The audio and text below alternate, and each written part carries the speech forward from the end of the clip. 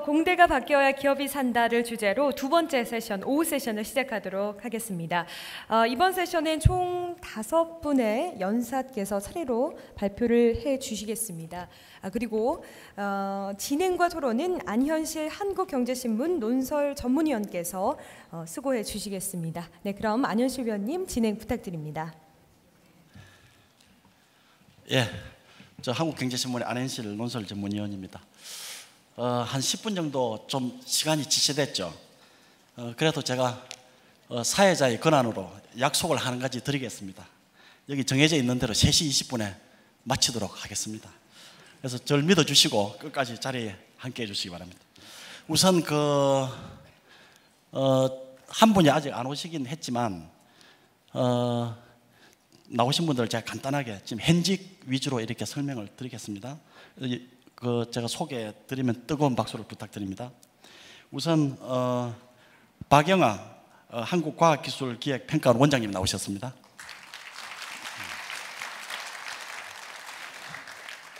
다음으로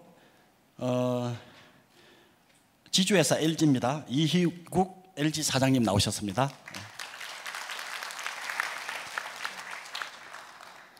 다음으로 요즘 한국의 공과대학 혁신을 주도하고 계신 분입니다.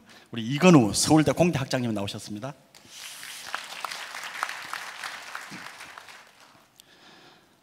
다음으로 멀리 동경에서 비행기를 타고 이렇게 서울로 급히 날아오셨습니다. 우리 김도연 전 국가과학기술위원회 위원장님 나오셨습니다. 그리고 나중에 오시게 되겠지만 미리 제가 말씀을 드리면 나머지 한 분은 우리 박희재 산업통상자원 R&D 전략기획단 단장님이십니다. 나중에 오시면 제가 좀 자세히 소개 말씀드리겠고요. 진행은 이렇게 하겠습니다. 총 발표하시는 분이 5분입니다. 그래서 또 시간을 보시면 3시 20분에 끝내야 되기 때문에 한 분당 한 15분 내지 17분 정도 이렇게 해주시면 패널 토론 또는 팔로우에 계신 분들의 의견을 들을 수 있는 시간이 약간이나마 이렇게 확보할 수 있지 않을까 이렇게 생각을 합니다. 그래서 발표하시는 분들은 다 시간 관리를 좀 철저하게 해주시고요. 우선 첫 번째 발표하실 박영아 원장님 제가 간략히 소개해드리겠습니다. 우리 박영아 원장님께서는 아마 국회의원으로 더 유명하신 분이고 국회의원 재직 시에는 최우수 의원으로 이렇게 꼽힐 정도로 과학기술 관련 입법 활동에 적극 이렇게 엄청난 공헌을 하신 분이십니다. 서울대학교 그러니까 우리 학력부터 제가 소개를 해드리면 서울대학교 물리학 학사시고 그다음 펜실베니아 대학교 대학원에서 물리학 박사십니다. 원래 박사 국회의원님이셨는데 나머지 이렇게 너무 많은 대외적인 이런 활동 부분은 제가 소개를 생략하도록 하겠습니다. 그러면 우리 박영아 원장님께서 한국 대학 교육의 과거, 현재와 미래라는 주제로 먼저 발표를 해주시겠습니다. 자, 여러분 뜨거운 박수로 맞이해 주십시오.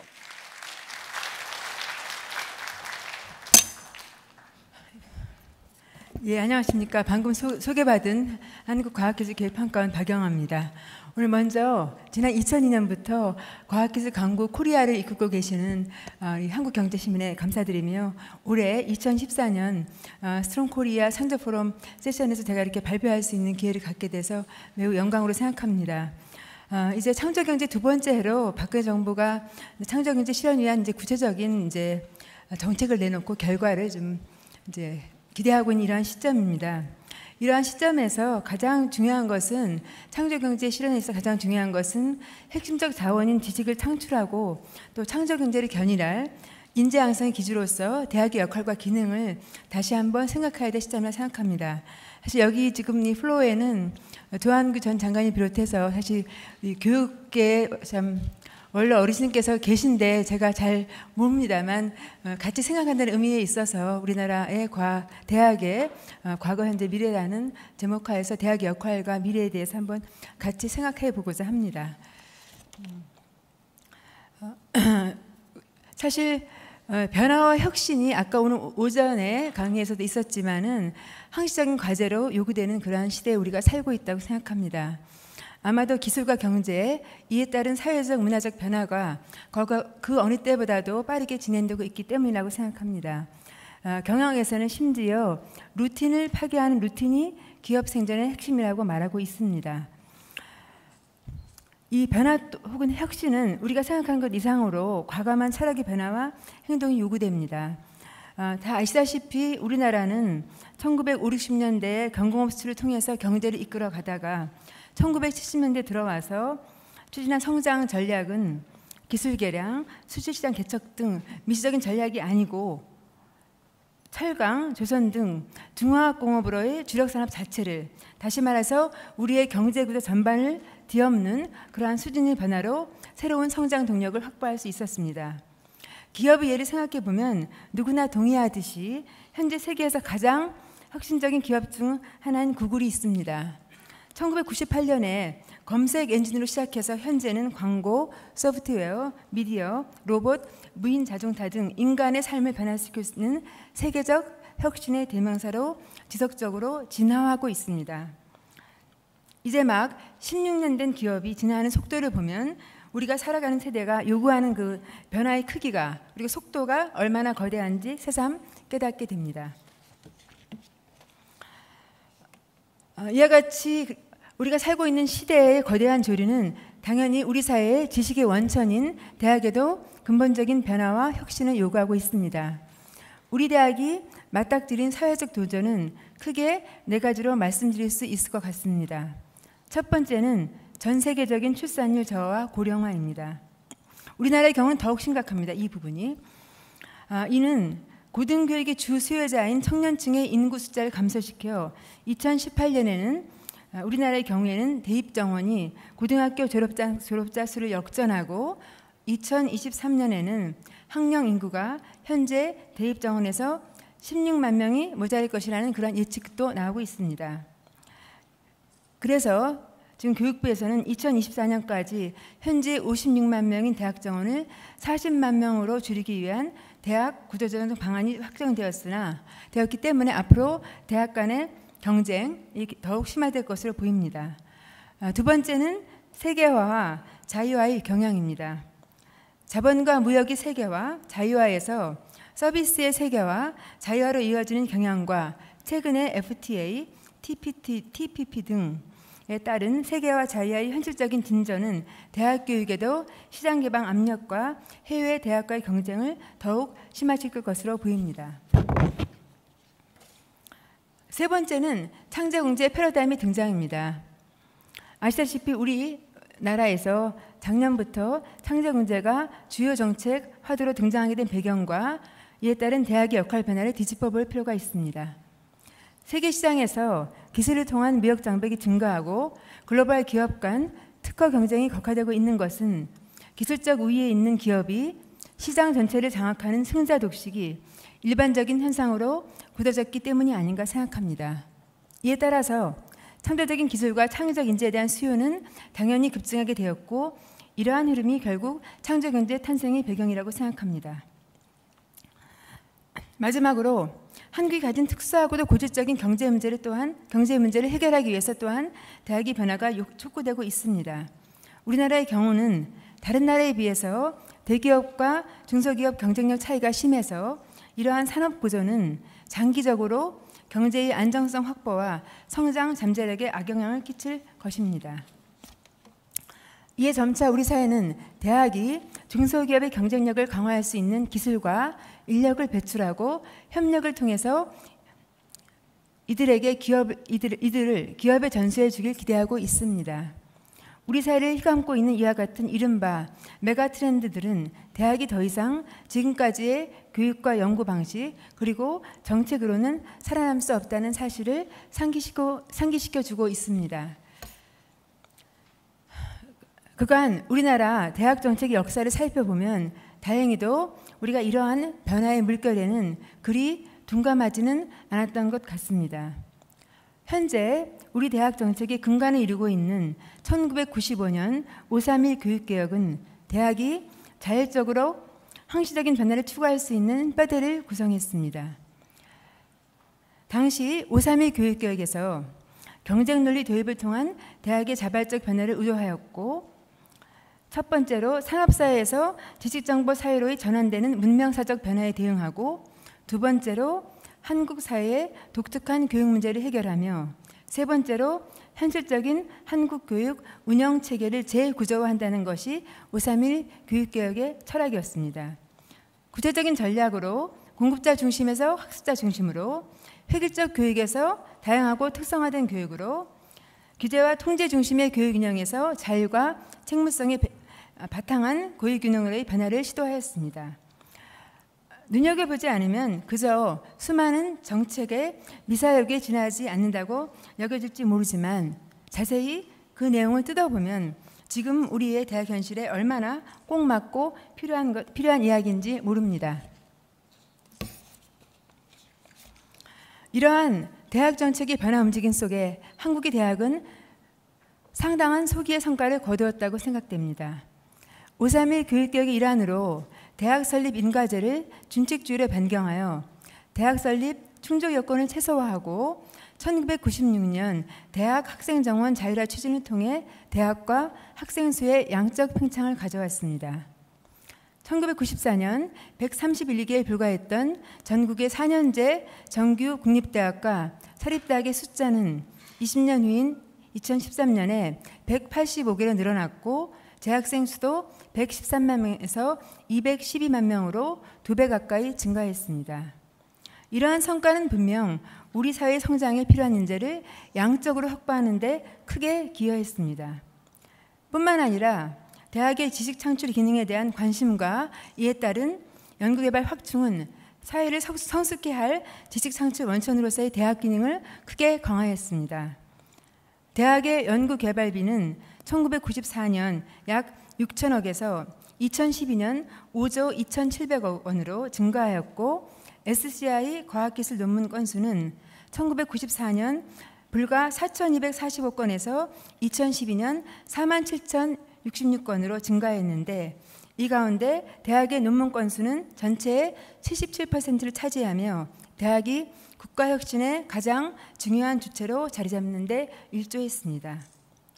더불어 대학 설립 준칙제 시행 및 대학 정원 단계적 조율화를 통한 대학 스스로의 질적 향상 노력과 대학 간 프로그램의 경쟁 분위기 확산, 그리고 대학 관련 정책의 초점이 다양화, 특성화에 집중하도록 하는 기틀을 마련했다는 것은 질적인 관점에서도 상당한 성과라 할 수 있을 것입니다.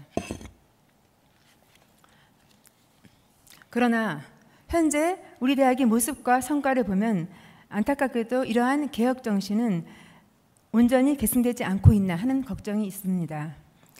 해외 선진 대학들의 경우 전공 과목뿐 아니라 철학, 역사 등의 인문학과 기초과학을 심도 있게 연구하고 교육하고 있습니다.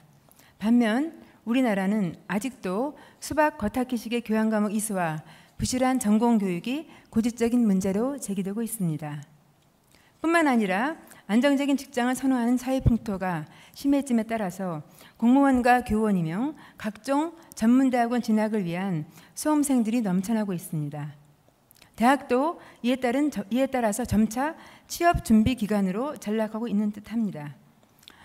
이와 함께 그간 고질적으로 지적되어 온 기술예와 기술사업화, 산학연 협력 실적과 본격적인 연구 성과의 활용, 확산은 아직도 요원한 실정입니다. 이러한 문제점은 531 교육개혁이 주장한 시대 흐름에 대응하는 대학의 자율적인 혁신이 만약 제대로 이루어졌다면 다시 고민할 필요가 없는 문제였습니다만, 아쉽게도 우리나라 대학과 대학 정책은 또다시 변화와 혁신을 요구받고 있는 현실입니다. 이러한 문제의 원인으로는 자율적 변화와 혁신이라는 시대 정신을 이행하지 못한 대학과 정부의 노력 부족에서 원인을 찾을 수 있다고 생각합니다. 그러나 저는 보다 근본적인 문제가 자율적 변화를 강조한 정부의 교육 정책이 오로지 변화의 방점이 찍힘으로써 대학의 자유를 침해한 역설적인 상황이 있다고 이야기하고 싶습니다. 531 교육개혁을 기점으로 정부는 대학 교육의 본질적인 내용에 대한 통제와 함께 교수 강의와 연구 평가제 등을 시행하도록 했습니다. 잘 아시다시피 세부적으로는 교양과 전공 과목 구성, 학부제 신설, 졸업학점 축소, 대학 특성화 등의 내용 등이 포함되어 있었습니다. 특히 문제는 이와 같은 새로운 규제의 핵심에 정부가 대학을 통제하는 대표적인 수단인 대학 재정지원 사업들이 자리 잡고 있다는 것입니다. 5.3의 교육개혁의 연장선상에서 1998년 5월 교육부에서 대통령에게 보고한 국가 경쟁력 제고를 위한 대학 구조조정 방안에는 대학 재정지원 사업을 활용한 고등교육 구조조정 방향 등이 제시되었습니다. 세계 수준의 연구중심 대학과 전문대학원 육성, 지방대학 육성과 특성화 사업 등은 대표적인 예입니다. 이들 사업은 기존의 BK21로 알려진 연구중심대학 육성 사업과 세계 수준의 연구중심대학 사업을 통합해서 추진 중인 BK21 플러스 사업, 지방대학 특성화 사업으로 현재까지 이어지고 있습니다. 또한 산학연 협력의 중요성이 강조되면서 2012년부터는 기존의 산학협력 재정지원 사업을 통합해서 선도대학 육성 사업이 시작되었습니다. 정부 재정지원 사업의 목적은 대학의 자발적 변화를 유도를 통해서 고등교육의 질적 수준 향상과 다변화를 추구해서 시대에 따라 사회가 요구하는 지식을 창출하는 환경을 제공하는 데 있습니다. 그러나 과연 지금까지 재정 사업들이 이와 같은 성과를 달성하였습니까? 이렇게 생각해 봅니다. 몇 가지 예를 들면 연구중심 대학 육성 사업의 경우 이를 통해 대학 연구 역량은 획기적으로 제고되었으나 오히려 학부 교육은 소홀해지고 SCI 논문 성과를 교수와 대학, 정부 과제와 사업의 평가 기준으로 강조하면서 대학이 서열화되는 등 대학 간 극심한 연구 환경의 격차가 벌어졌습니다. 뿐만 아니라 2008년부터 5년간 정부 예산 8,250억을 투입한 세계 수준의 연구중심 대학 사업을 통해서 쇼핑된 세계 석학들은 실제로는 굉장히 단기간 체류에 따른 사업을 함으로써 실질적인 효과가 있었는가 하는 논란이 있었습니다. 또 2005년 시작된 전문대학원 제도 도입 시기에 있어서도 교육부가 이 의학전문대학원을 도입하는데 이 BK21 사업을 그 레버리지로 활용함으로써 많은 대학들이 억지로 의학전문대학원 체제로 따라갔으나 결국 문제점이 양산됨으로써 이제 2017년부터는 대부분의 의학전문대학원이 의대 체제로 복귀를 결정하였습니다. 이와 같은 사례들은 정부 주도로 정부의 대학의 변화와 재정지원 사업을 연계했을 때 어떠한 결과가 보여지는지를 나타내주는 대표적인 실패 사례라고 할 수 있습니다. 올해 1월 교육부는 새로운 대학 구조적 개혁 추진 계획을 발표하고 향후 모든 재정지원 사업과 구조개혁을 연계하여 대학의 자율적인 정원 감축을 실시한다고 발표했습니다. 그러나 지금 현재 160개 대학에서 989개 사업단을 신청했습니다만 불과 2달 사이에 학과 통폐합을 포함한 대학의 미래에 대한 계획을 성급하게 하도록 하였고 이러한 아까도 말씀드린 바와 같이 대학 구조개혁을 재정지원 사업과 연계해서 정부가 모든 것을 주도하겠다는 그러한 것이 발상의 근원에 있습니다. 이와 같이 100년지 대계라고 하는 교육정책이 너무 성급하고 강압적으로 추진되고 있는 것이 아닌가 생각이 듭니다. 특히 지난 6, 7년 전부터 본격적인 정부의 대학 재정 지원 사업이 실시된 이후에 대학들이 학교 운영을 위한 사업비 확보를 위해서 해당 사업의 평가 지표를 만족시키는 데 올인하면서 대학이 집단 특성화되고 있습니다. 대학들의 변화에 대한 소극성, 정부에 대한 수능적 태도와 더불어 정부의 획일적이고 강압적인 정책이 훈제되어 대학의 위기를 만들어낸 것이 아닌가 하는 생각도 듭니다. 저는 도입에서 이야기한 변화와 혁신에 대해서 다시 이야기하고 싶습니다. 현재 우리의 대학과 대학 정책을 진단해 보면 플러스 혹은 마이너스 알파 수준의 미시적인 변화를 통해서 시대의 조리에 대응할 수 없습니다. 전반적인 철학과 관행, 관성을 모두 바꾼다는 각오로 혁신을 취할 때만이 우리의 대학이 사회에 기여하는 지식 공동체로서의 위상을 유지할 수 있지 않을까 생각이 됩니다. 저는 그래서 이 창조경제 시대 대학의 역할을 크게 3가지 방향으로 생각하고 싶습니다. 첫 번째로 우선 대학은 대학 본연의 역할을 회복해야 합니다. 유구한 전통을 지닌 지식 공동체로서 대학이 본래의 존재 목적을 다시 한번 되새겨봐야 합니다. 대학은 인류의 삶을 풍요롭게 하는 핵심적인 지식 창출의 원천입니다. 이를 통해서 우리 대학이 창의적이고 열린 연구를 통해서 학문 진보에 기여할 수 있도록, 그리고 이 사회가 요구하는 상상력과 진취성, 문제의식을 가진 청년들을 길러내어야 합니다. 두 번째로는 창조경 시대에 대학에서 주어진 새로운 역할을 고민해봐야 합니다. 창조경제는 지식의 사회적 기여와 파급을 강조하고 있습니다. 지식이 실험실과 강의실 문 밖으로 나와서 새로운 산업과 미래성장 동력을 만들고 일자리를 창출할 것을 기대하고 있습니다. 특히 이러한 관점에서 오늘의 주제인 공과대학의 변화가 주목된다고 할 수 있을 것입니다. 마지막으로 개별대학은 자신의 비교 우위 분야를 찾고 특성화 전략을 모색하는 데 노력을 기울여야 합니다. 학령 인구는 줄어들고 교육시장 개방 압력이 더욱 거세질 때 획일화된 교육을 제공하는 대학들이 결탄코 그 생존을 보장할 수 없을 것입니다. 구체적으로 말씀드리면 대규모 종합대학은 학문의 다양성을 유지하는 연구를 수행하며 전인적 교육을 수행하고 융합형, 통합형 인재를 길러내야 합니다. 이런 의미에서 지금 우리 사회 양극화 문제가 굉장히 심각한데요. 지역 거점 대학들의 역할이 크다고 할 수 있습니다.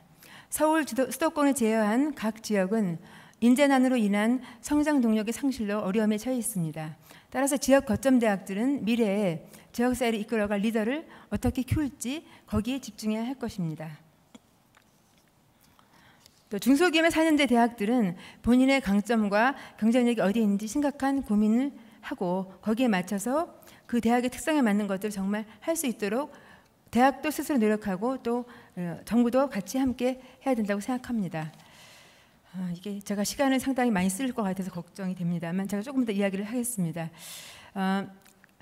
이와 같이 대학의 자발적인 변화 노력과 더불어서 가장 중요한 것은 정부, 특히 교육부가 변해야 된다고 생각합니다. 정부의 근본적인 변화 없이 지금과 같은 규제 일본도 하에서는 대학의 어떠한 노력도 물거품이 될 것입니다. 크게 두 가지 제안을 하려고 합니다. 먼저 정부는 대학 정책의 일관성을 확보할 수 있는 방안을 반드시 찾아야 합니다. 지금까지 우리 정부는 100년 지대계를 이끌어갈 철학을 고민하고 일관적인 정책 추진을 하기보다는 그리고 사회적 합의에 의해서 최선의 정책을 만들어내고 그것을 추구하기보다는 굉장히 단기적이고 산발적인 정책을 해왔습니다. 이제 정부의 정책적인 세부적인 콘텐츠보다는 정책의 장기적 로드맵과 이것이 실현되는 시스템을 설계하는데 노력을 기울여야 될 것이고 우리 학교도 함께 해야 된다고 생각합니다. 두 번째로 정부는 더 이상 사업과 예산을 대학 통제의 도구로 활용하지 않아야 합니다.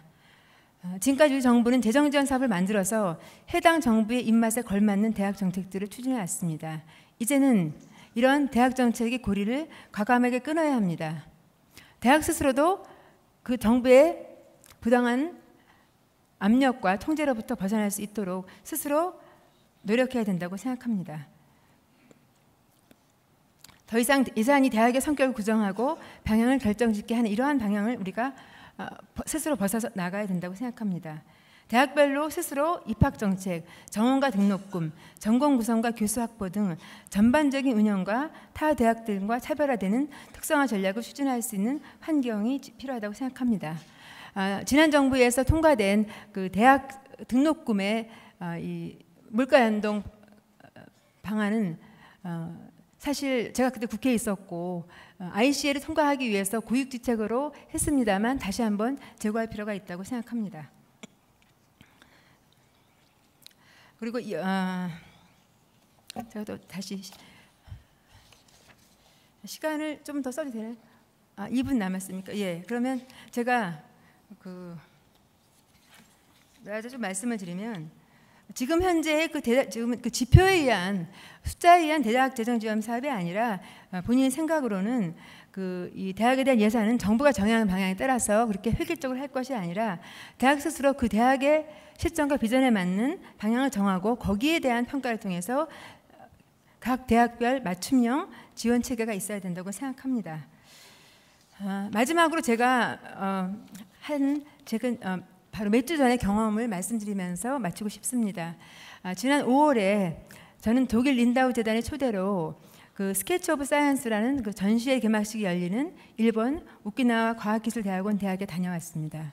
처음에 제가 그곳을 방문했을 때는 그 오키나와라고 하는 그 일본의 변방 지역에 더군다나 2012년 9월에 개교한 그 대학원 대학에서 무엇을 그렇게 특별한 게 있어가지고 이 중요한 노벨 박물관이 제공하는 스케치 오브 사이언스 행사가 열릴까 굉장히 궁금하고 또 걱정하면서 갔었습니다.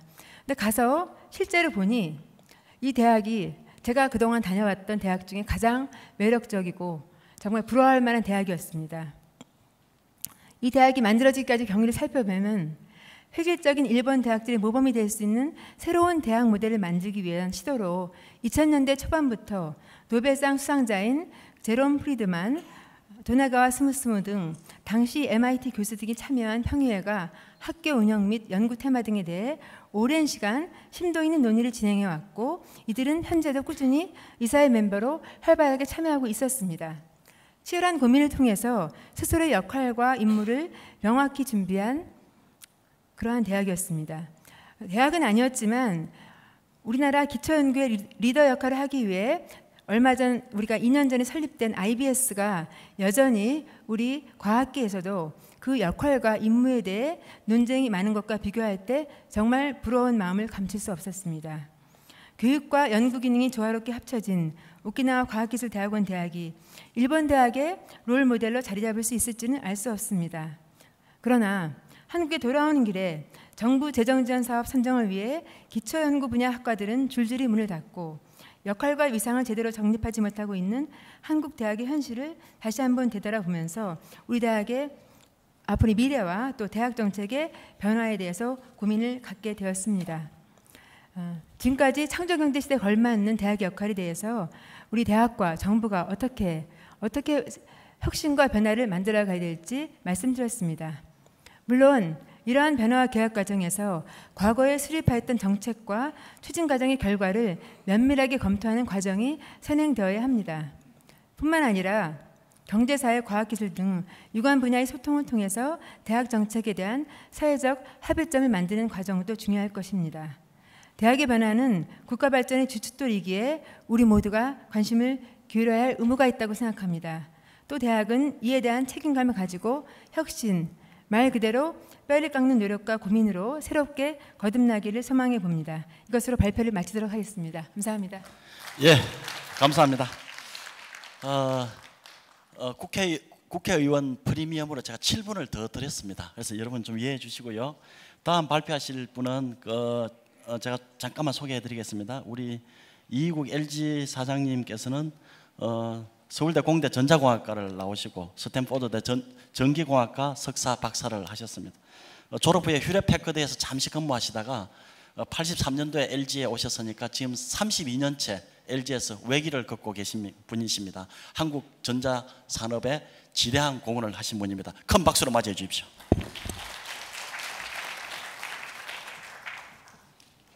예, 여러분 안녕하십니까? 방금 소개받은 LG 이희국입니다. 오늘 이 세션에서 아마 기업에서 참여한 사람은 저 혼자인 것 같고 여기 많은 분들이 참석을 하셨습니다만은 구체적으로 어떤 분이 오셨는지는 제가 잘 모릅니다만 아마 학계에서 많은 분이 오신 것 같고 산업계에서도 혹시 좀 몇 분이 와 계신 것이 아닌가 이렇게 생각이 됩니다. 근데 산학협동의 그 협력의 바람직한 방향에 대해서 얘기하라 이렇게 얘기하니까 사실은 조금 난감하기도 했습니다. 왜냐하면은 여기 와 계신 분들이 이미 나름대로 산학협력에 대해서 직접 경험한 분들도 많이 계실 것이고 또 여러 가지 형태의 긍정적인 면, 부정적인 면을 경험을 하셨기 때문에 우리 속담에 있는 그 장님이 코끼리 만지듯이 늘 평평하다, 길쭉하다, 넓적하다 여러 가지 평을 다 나름대로 갖고 계실 텐데요. 어쨌건 저는 오늘 저한테 주어진 아주 이 제한된 시간을 조금 아껴서 가장 중요한 것은 어떤 키 메시지가 하나가 의미 있는 키 메시지가 있어야 되지 않겠나 이렇게 생각을 했고 그렇기 때문에 이 발표의 특성상 어차피 이제 이 기승전결의 차원에서 슬라이드는 몇 장 됩니다만은 앞뒤에 뭐 굳이 얘기하지 않아도 되는 슬라이드는 아주 간단하게 넘어가겠습니다. 이 첫 번째 슬라이드에 대해서 자세히 설명하지는 않겠습니다만은 오른쪽에 보시다시피 중요한 것은 기업의 그 세계 경영 환경 속에서 경쟁은 훨씬 더 치열해지고 그리고 시간과의 싸움이 더욱 중요해지기 때문에 우리 한국의 기업 입장에서 보더라도 이 산학 협력을 우리가 정말 지금까지 나름대로 뭐 해온 것보다는 훨씬 더 잘할 수 있다면은 경쟁에 많은 도움을 줄 수 있을 것이다. 그래서 정말 지금보다는 어떻게 산학협력을 더 잘할 수 있겠는가 하는 것이 아주 중요한 그런 질문이 된다고 생각을 합니다. 통계 자료를 잠깐 보니까 어쨌건 그동안 지난 20여 년 사이에 산학협력이 외형적으로는 우리나라에서 굉장히 성장한 것으로 이런 통계 수치가 나와 있습니다. 2012년 자료 조금 시간이 지나긴 했습니다만은 산학 과제의 수가 26,000건이다. 그리고 굉장히 많은 대학에 산학협력단이 구성이 돼 있고 또 26개 대학의 산학기술협력 지주회사도 설립이 됐다고 합니다. 앞에서도 이미 발표됐습니다만 특허 출원이라든가 논문 이런 숫자도 굉장히 발전을 했습니다. 이런 외형적인 성장을 우리가 보았습니다. 많은 분들이 알고 계시겠습니다만은 나름대로 산학협력을 지금 하고 있다는 것은 분명히 학교에 계신 분이나 또 산업체에 있는 분들이 필요하기 때문에 만나서 무언가를 시작을 했을 겁니다. 그 목표가 이제 뭐 여러 가지, 우선은 지금까지 현황과 앞으로 나가야 될 방향, 이런 그 장표를 한번 보신다면은 우선은 기업의 입장에서는 거의 대부분의 경우에 어떤 단기적인 필요에 의해서 학교에 쫓아가서 자, 나 이런 기술이 급하니까 빨리 이거 좀 해봅시다, 이렇게 얘기를 하고, 또 학교에 계신 교수님이나 연구원들께서는 아마 분명히 나름대로 자기에게도 도움이 된다고 생각했으니까 그런 기술 연구를 하도록 시작을 했을 겁니다. 근데 이제 저도 이런 관계 속에서 많은 분들 말씀을 듣다 보니까 교수님들 입장에서는 이런 프로젝트를 하는 것이 바람직하긴 한데 아쉬운 것이 주로 너무 단기에 뭘 하나 하고 또 끊어지고 이런 부분들은 굉장히 아쉽다. 뭔가 우리가 어떤 시스템을 잘 만들어서 미래를 위한 기초나 원천 기술을 좀 더 체계적인 그리고 장기적으로 할 수 있는 이런 산학협력이 되면 얼마나 좋겠나, 이런 생각을 많이 얘기를 합니다. 또 이제는 우리나라에서도 국가 지원 R&D 예산이 사실 굉장히 많이 늘고, 좀 이런 표현이 가능한지 모르겠습니다만은 제가 만난 많은 교수님들은 연구비 아쉽지 않다 이렇게 얘기하시는 분이 있습니다. 심지어 산학 반갑지 않다, 기업하고 하니까 귀찮게 군다, 자꾸 몇 달 만에 와가지고 결과가 뭐냐고 따지고 결과 내놓으라는데 귀찮다, 국가 R&D 하는 것이 훨씬 쉽다, 산학협력 노생큐, 이렇게 얘기하는 분들도 분명히 상당히 있었습니다. 이게 뭐 한국 전체의 그림은 아닙니다만 이렇게 듣고 좀 기분 나쁘게 생각하시는 분도 있을지 모르겠는데요. 어쨌거나 산학협력은 그렇게 다른 연구비를 내가 받을 수 있다면 별로 하고 싶은 거 아니다, 이렇게 생각하는 분이 의외로 굉장히 많다 하는 것이 분명히 현재 있기 때문에 이런 문제들이 현재 우리 갖고 있다고 생각합니다. 그러다 보니까 산학협력이 단기적이 되고 또 어떤 특정한 결과를 치중하다 보니까 인력 양성에는 크게 도움이 되질 않는다, 이런 또 굉장히 중요한 애로점이 있고, 이것에 대한 이제 개선 방향들을 여기 썼습니다만은 다음 장에서 얘기를, 그래서 저는 이 장표에 충분히 얼마나 표현이 되는지는 모르겠습니다만은 산학협력을 좀 나은 방향으로 가기 위한 몇 가지 이제 메시지는 써보려고 생각을 했습니다. 우선은 학부생들을 대상으로 한 이런 산학협력과 그다음 대학원 학생들이 인볼브하는 산학협력은 분명히 굉장히 궤도를 달리하고 잘 프로그램이 짜져야 된다고 생각합니다.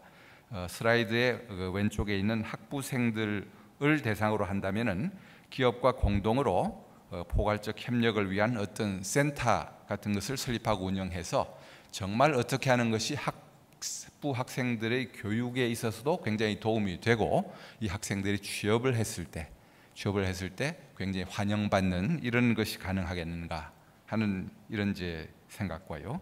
또 협력 분야에 있어서도 기반 인프라와 네트워크가 훨씬 좀 강화가 되어야 되겠다. 중장기 인재 양성 프로그램 개발하고, 또 마지막으로 그 우리나라에 특히 좀 이런 부분이 지난 몇 년간 보였습니다만은 기업의 현실적인 니드가 반영된 협력 모델이 필요하다. 이런 차원에서 심지어 학과조차도 이름을 특정한 산업 기술의 뭐 휴대폰 학과, 디스플레이 학과 이런 학과조차도 생긴 것을 제가 봤습니다. 조금 익스트림이 아닌가 생각합니다만 어쨌거나 뭐 나름대로 그런 그 니드가 있었다고 생각이 됩니다.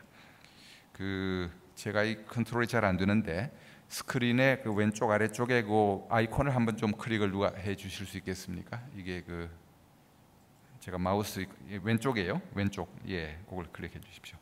그래서 이게 하나의 예입니다만은 학부생들을 대상으로 한 그 산업체와 대학, 이건 하나의 대학은 아닙니다. 굉장히 여러 대학이 인볼브되어 있는데 KIDS라는 것이 영어로 키즈, 그러니까 어린아이들 용어처럼 들리는데 사실은 이게 Korea Information Display Society, 한국 정보 디스플레이 학회, 그러니까 엄연한 기술 학회입니다. 정보 디스플레이 학회와 기업체들이 협력을 해서 매년 여름방학, 금년 경우도 이 포스터가 오른쪽에 보이죠. 2014년도 7월 2일부터 예를 들면 3주간을 대학생을 대상으로 교육을 합니다. 금년에는 홍익대학에서 캠퍼스를 이용한다고 알고 있습니다. 일부 교수님들과 기업체의 디스플레이 전문가들이, 왜냐하면 학부 과정에서 이 디스플레이란 분야에 대해서 제대로 교육하기는 굉장히 힘듭니다. 그렇기 때문에 디스플레이 업계에서는 이래가지고는 학부생들이 디스플레이 업계에 취직했을 때 굉장히 애로가 있다. 여름 방학 동안에 3주간을 아주 인텐시브하게 우리가 공짜로 디스플레이 교육을 시켜주겠다 해서 거의 매년 300명 정도가 실제로 이 프로그램에 참여한다고 합니다. 이게 벌써 여러 해 지속이 되고 있고요. 금년에는 이제 LG 디스플레이에서 시작을 했는데 이제 삼성 디스플레이도 조인을 해서 한국의 그 큰 디스플레이 회사 두 개가 함께 협력하는 프로그램이 돼서, 예를 들어서 이제 등록비는 받는데 프로그램을 성공적으로 마치면 돌려준다 그래요. 그러니까 학생들한테는 돈 안 받고 사실은 굉장히 중요한 교육을 이게 하나의 예입니다만은, 그래서 이거는 기존의 대학 교육에서 할 수 없는, 보충할 수 있는 분야를 이 산업체가 나서서 자기가 필요하니까 하겠습니다만은, 이건 하나의 예이긴 합니다만, 하여튼 이런 식으로 어떤 무엇을 우리가 해가지고 진짜 의미 있는 산학 협력을 하고 이것이 산업체에도 도움이 되고 학교에서, 이런 경우는 아마 그 학생들이 되겠죠. 이게 우리가 밸류를 만들 수 있는가, 이런 노력들이 훨씬 더 많이 필요하지 않나 생각합니다. 다시 돌아보시죠. 슬라이드 예. 석박사 대상에 대해서는 좀 더 이제 아마 어떻게 보면 이 산학 협력에서 연구, 리서치와 연관해서는 이제 이 석박사 프로그램에서 얘기를 해야 된다고 생각합니다. 오른쪽에 보시면은 저도 그런 고민을 꽤 했습니다. 지금까지 기업 형태는 분명히 특정 주제를 넣고 좀 짧게 계약을 하고 마음속으로는 좀 길게 갈 생각이 있더라도 뭔가 어떤 이유 때문에 일단 계약은 짧게 하고 끝나면 또 연장하고 이런 식으로 해본다고 했는데, 이런 것보다는 다음 단계는 특정 연구 분야 그리고 주제의 기초기술 연구를 우리가 대학과 훨씬 긴밀하게 해야 되겠다. 이것은 저희가 그 여러 외국의 회사들이 어떤 산학 협동을 하는가 하는 걸 상당히 진지하게 벤치마킹을 해보았습니다. 그랬더니 많은 해외의 기업들에서도 이제 그런 얘기를 공공연하게 합니다. 어차피 기초연구는 이건 기업에서 할 수 없다. 세계 최고의 기업도 기초연구를 한다는 것은 이게 맞지가 않다. 그 결과가 10년 후에 나올지 20년 후에 나올지도 모르는 기초연구를 기업에서 한다는 것은 여러 가지로 효과적이 아니다. 이런 분야를 우리가 잘 골라서 대학의 어떤 계약을 통해서 장기간 리서치를 하게 하고, 최소한 기간을 예를 든다면 대학원 학생이 입학해서 졸업할 수 있는, 그러니까 박사과정 학생 예를 들어 한 5년 정도의 기간을 우리가 계약을 해서 기초 연구를 하게 하고, 그러니까 1, 2년 내에 무슨 결과를 기대하는 건 아닙니다. 물론 계속 프로그레스를 모니터링을 합니다만은, 이런 기초 연구를 대학에 하되, 다만 대학 교수님들이 자기 하고 싶은 거를 그냥 한다 이런 개념하고는 다릅니다. 정부 R&D 같으면 아마 그런 게 가능하겠습니다만은, 기업과 하는 경우는 그 기초 연구 분야를 그 기업과 잘 디스커션 해가지고 정하기 때문에 기업의 입장에서는 이런 기초 연구라면 내가 돈을 내서 지원하겠다 이렇게 할 수 있는 그런 분야를 잘 고르는 것이 굉장히 중요하지 않나 생각합니다. 여기도 그 오른쪽 밑에 그 이콘을 한번 클릭을 해보시겠습니까? 그래서 일단은 뭐 벤치마킹 한 몇 개의 사례입니다만은 여기 또 시간 관계상 다 읽진 않겠습니다만은 세계에 굉장히 그 뛰어난 세계 각 분야에서 최고의 기업들이 머크라든가 도우, 지멘스, 또 바이오 쪽에는 신젠타 이런 쪽에서 그 이 각 기업별로 표현이 좀 다릅니다. 그러나 내용은 일맥상통합니다. 자기가 꼭 필요한 기초 연구는 자기가 잘 디자인을 하고 대학 교수님에게 그 센터를, 그리고 한두 분과 하는 것이 아니라 센터의 개념을 만들고, 이것이 꼭 한 대학만 하는 것도 아닙니다. 어느 대학에 센터를 두더라도 교수님들은 여러 대학에서 올 수 있는 이런 걸 통해서 그 장기적인 리서치 프로그램을 하고, 가장 성공적인 케이스라고 한다면은 한 5년 정도의 연구 결과가 기업체 이관이 되고, 그리고 기업체 기술 이관의 가장 좋은 형태는 박사 학위를 받은 학생이 그 기업에 취업을 하는 것입니다. 이 프로그램을 할 때는 물론 취업을 개런티하지는 않습니다. 그러나 성공적으로 프로그램이 됐다 그러면 취업할 확률이 매우 높다고 생각합니다. 그래서 저희가 이런 내용을 쭉 벤치마킹하면서 이거 꼭 이제 우리도 이렇게 해야 되겠다, 우리가 이런 니드를 아주 느끼기 때문에 그래서 이런 파이럿 프로그램을 이제 시작하는 이런 과정에 와 있습니다. 다시 돌아가 보시죠. 그래서 이제 석박사 경우에 지금까지는 저희 기업에서도 이런 것을 어떻게 그 감히 제안을 못했다 그럴까요? 그런 용기를 못 냈다 그럴까? 상당한 이 커미트먼트가 필요한 겁니다. 또 돈도 작은 돈이 들지 않고. 그러나 이제 이런 산학협력 프로그램을 우리가 디자인하고 교수님들하고 같이, 그다음 이걸 또 잘 매니지해야 됩니다. 시작한다고 저절로 되지는 않죠. 그 여러 해에 걸쳐서 매니지하면서 이걸 성공하는 단계까지 끌고 가야 지금까지 우리가 해온 형태의 산학협력보다는 분명히 한 단계 좋은 그런 수준의 산학협력이 가지 않겠나 이렇게 기대를 해봅니다. 다음 장, 마지막 장이 다음 장 슬라이드 누르시죠. 그래서 결국은 산학협력이 제대로 활성화되기 위해서는 기업 그리고 대학의 실질적인 필요에 의해서 그런 기반에서 다양한 프로그램이 잘 설계가 되고 개발이 돼야 된다고 생각합니다. 그리고 기업은 대학의 중장기적 관점에서 커미트먼트를 하고 일관성 있는 연구가 가능하도록 하고, 또 대학교에서는 분명히 그 기업이 나중에 굉장히 해피하게 되는 결과를 만들기 위한 정말 부단한 노력과 아주 그 진지한 그런 활동들이 있어야 된다고 생각하고, 이 대학은 이 구성원 평가에 가장 중요한, 앞으로 제 뒤에 말씀하실 분들도 공대 혁신 프로그램에서 이런 얘기가 나올 거로 알고 있습니다만은, 지금까지 큰 문제 중에 하나가 한국의 대학에서는 대부분의 경우에 산학협력 잘했다고 해서 교수 평가가 제대로 되는 건 극히 적다라는 얘기를 제가 듣고 있습니다. 이런 부분이 좀 혁신적으로 바뀌어져서 다만 제가 말씀드린 그 대학원 그 기초 연구를 지원하는 프로그램은 다행히 그 프로그램은 기본적으로 기초 연구를 지향하기 때문에 논문이 좋은 논문을 쓰는데 상당히 도움이 될 거라고 생각합니다만은, 그렇지 않고 또 그런 종류의 산학협력을 하겠다 하는 얘기는 아닙니다. 지금까지 해온 스타일의 단기간의 산학협력도 분명히 앞으로 필요하고, 그건 뭐 그때그때 필요한 대로 할 텐데, 그런 프로그램을 수행한 것도 성과를 교수님들이 업적 평가에 굉장히 중요하게 반영할 수 있는 이런 것이 반드시 시스템에 반영이 되어야 되지 않겠나 이렇게 생각을 합니다. 예, 제 이야기 여기서 마치도록 하겠습니다. 감사합니다. 예, 이희국 사장님 감사합니다. 이희국 사장님께서 지금 기업 입장에서 산학협력과 관련한 문제 제기를 해주셨습니다. 아까 맨 처음 우리 박영하 원장께서 어떤 총론적인 관점에서 대학교 정책에 대해서 문제 제기를 해주셨다면, 우리 이희국 사장님은 산업계 입장에서 문제 제기를 해주신 겁니다. 오늘의 주제가 공대가 바뀌어야 기업이 산다입니다. 그래서 이제 공과대학이 화답을 할 차례가 왔습니다. 다음 발표자인 우리 이건우 학장님을 제가 간단하게 소개해 드리겠습니다. 서울대학교 기계공학과를 나오시고 MIT에서 기계공학 박사를 받으셨습니다.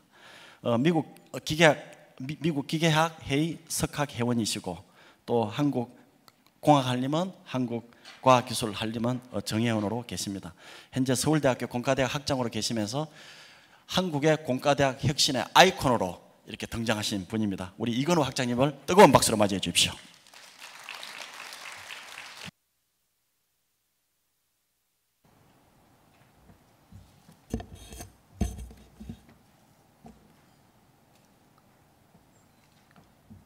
예, 방금 소개받은 이건호입니다.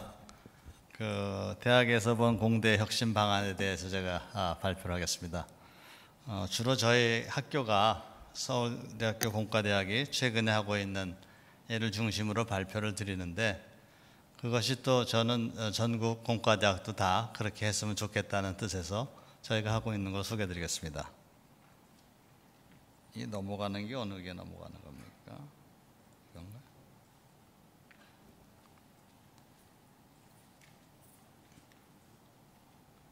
이거 넘기는 것 좀 알려 주시겠어요? 이겁니까? 예. 우선 저희가 우리 공과대학이 과연 공과대학이냐, 그간 저희 공과대학이 공과대학의 역할을 했느냐, 그래서 다시 정체성을 찾아야 되겠다. 공과대학이라 하면 제가 보기에는 실사구시의 그런 교육이라든가 또는 연구가 돼야 될 텐데, 그간은 좀 이따 나중에 박희재 교수님이 말씀하시겠지만 그간의 공과대학이 최근에 와서는 페이퍼만 만들어내는 그런 공과대학이지 않았나. 그래서 그걸 개선하기 위해서, 공과대학의 정체성을 강화하기 위해서 우선 중요한 거는 결국 교수들이 바뀌어야 된다. 그러려면, 교수들을 바꾸려면 교수 평가 시스템을 바꿔야 되겠다 하는 내용이 있겠고요. 다음에 공과대학이 또 교육을 강화해야 되겠다. 아까 박영하 원장님께서 부실한 교육 내용 이런 말씀하셨는데 실제로 맞습니다. 그래서 공과대학의 교육을 강화하고 또 그 교육을 사회에다 뭔가 배포하는 그런 기능이 있어야 되겠다. 그런 얘기가 되겠고, 다음에 공학기반 인력 양성 사업에도 우리가 기여를 해야 되겠다 하는 게 있겠습니다. 또 공과대학이라 하면 결국은 그 나라의 산업에 기여하는 어떤 역할이 있어야 되겠습니다. 그래서 저희가 지금 생각하는 게, 아까 산업체를 위해서 저희가 뭔가 해야 되지 않느냐, 산학협력, 그래서 기술자문 활성화를 위한 제도 및 조직을 만들어야 되겠다, 그런 내용이 있고요. 다음에 공학 기반의 대형 융합연구과제도 만들어야 되겠고, 다음에 공과대학의 대사회 비전 제시 기능을 활성화해야 되겠다.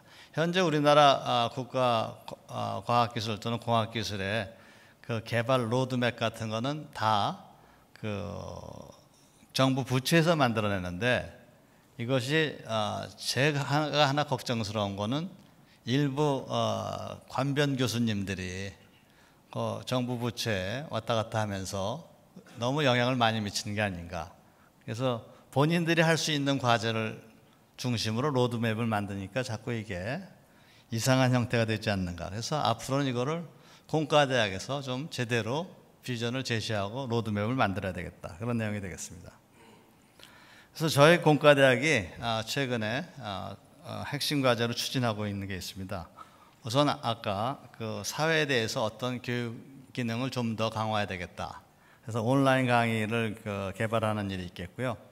다음에 기업체에 대한 산학 협력을 강화하기 위해서 SNU 컨설팅 센터라는 조직을 만든 그런 게 있겠고, 다음에 인력 양성을 위해서 기업체에서는 계속 대학에서 배출한 인력이 도대체 쓸 데가 없다.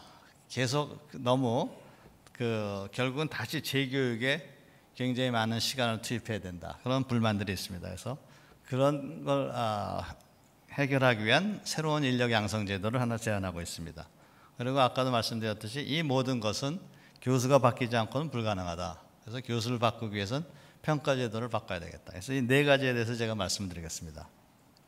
우선 온라인 강의가 되겠습니다. 잘 아시다시피 최근 세계적인 추세입니다. MOOC라고 해서 Massive Open Online Courses 해서 온라인상에 굉장히 많은 지금 강의가 그냥 볼 수 있게끔 올려주고 있습니다. EDX나 코세라 같은 걸 보시면, 코세라 같은 거는 이미 강의가 600 몇 개, 거의 700개 가까이 있습니다. 그래서 이러한 이미 잘 개발되어 있는 과제가 강의 내용이 있으면 그거를 유포시키고, 아니면 또 다시 개발해서 또 제공하고, 그래서 산업별 맞춤형 프로그램이 가능하게 이런 이 교육 내용들을 묶어서 산업별로 묶어서 그런 걸 제공해주는 그런 내용이 되겠습니다.